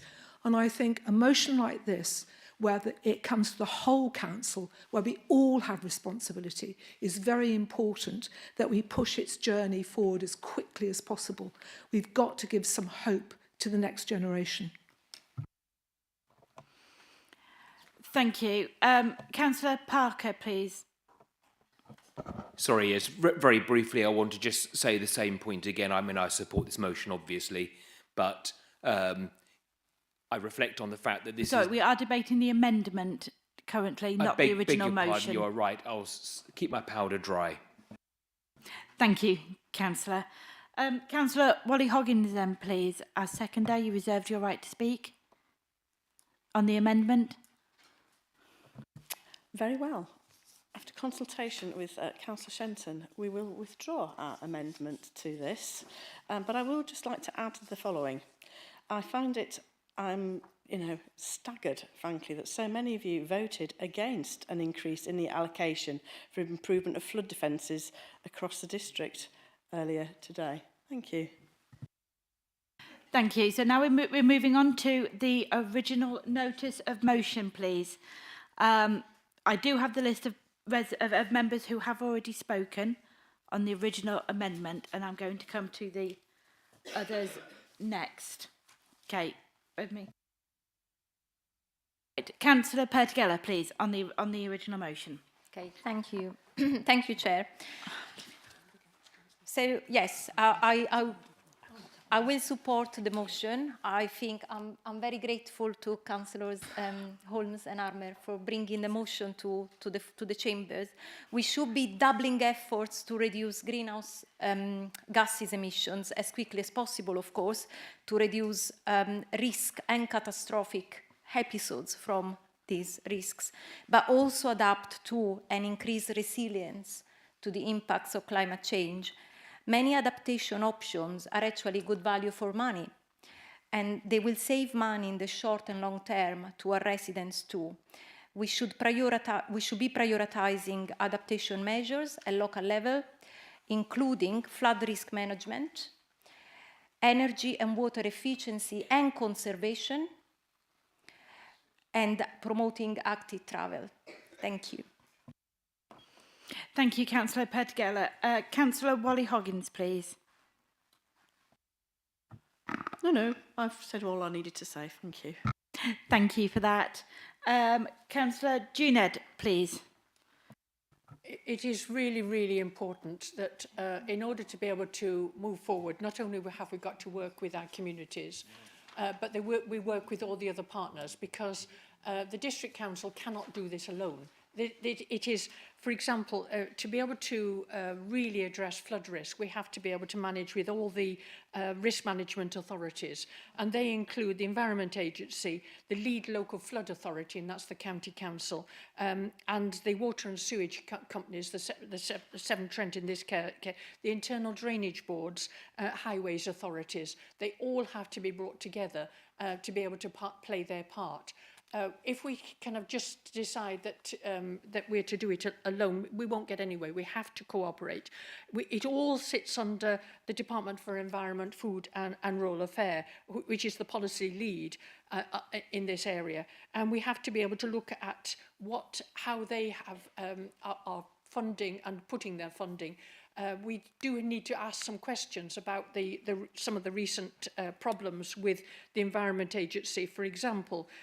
But we do have to work together. If we don't work together, we won't actually be able to do the proper adaptation that is required.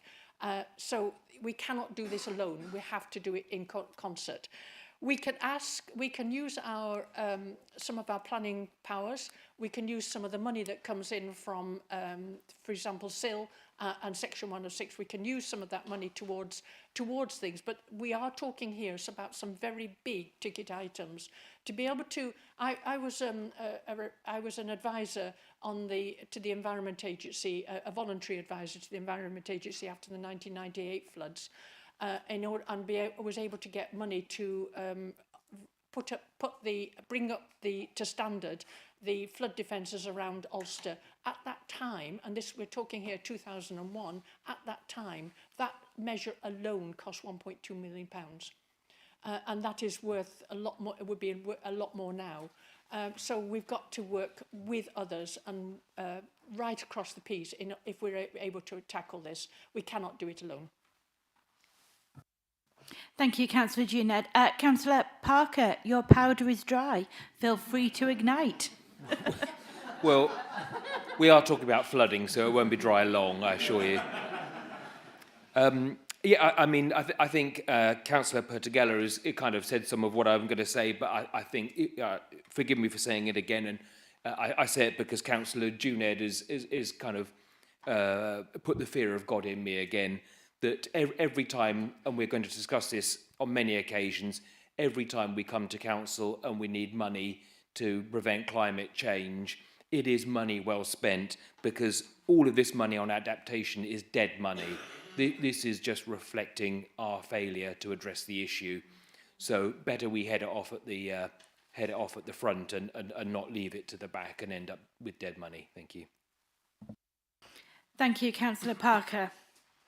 Are there any other members who wish to speak? I'm afraid, Councillor Hunter, you've already spoken on the original motion.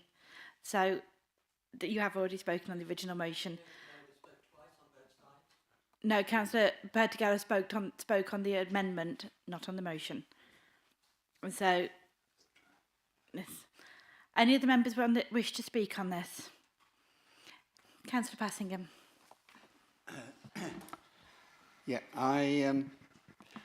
for the last few years, I've been a member of Shipston Area Flood Action Group, SAFAG it's called, and we've been implementing natural flood management across the Stour area.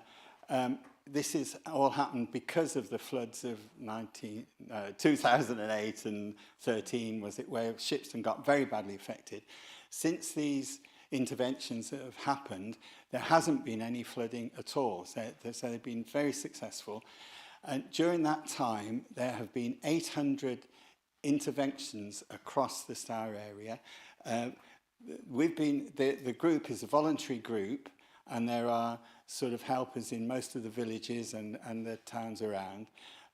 But we get we have had a lot of funding from the Environment Agency and some funding from the District Council to investigate where best to put in these interventions and then get contractors to install them. And the interventions have actually been very good, not just for adaptation, and I have to slightly disagree with my colleague here, they're very good for mitigating climate change as well, because there's planting of trees along the river to slow down the flow of water into the streams. There's putting in of woody leaky dams, which is a strange concept to people until you've seen them, but they do hold back the water long enough for it to gradually then work through, but it holds it back for an hour or two. But these woody leaky dams actually change the course of the river, so they make the river or the stream more wiggly over time, and this accumulates more and more natural organic matter, so it sequests carbon. And they're also working very hard, working with farmers to restore topsoil, because one of the big problems, I don't know, it's probably the same across Stratford, there's hardly any topsoil left. And topsoil should be a foot to 18 inches deep, and it should be like a sponge that holds the water. So it's very important that farmers are engaged in this sort of activity. So I'd sort of reinforce Councillor Tom Holmes' motion here, particularly that local people should be involved, because it's very important that local people are involved in projects like this, and it could work very well across the whole district. Thank you, Councillor Passingham. Councillor Stanley, please. Thank you, Chair. I just wanted to say on behalf of my Conservative colleagues, we're not against this motion. We just wanted to ascertain that this was the correct route for which it to be brought to Council. That was all. Thank you. Thank you, Councillor. Any other members wish to speak on this? I have a proposer and I have a seconder. Can I please see a show of hands in agreement with this motion, please?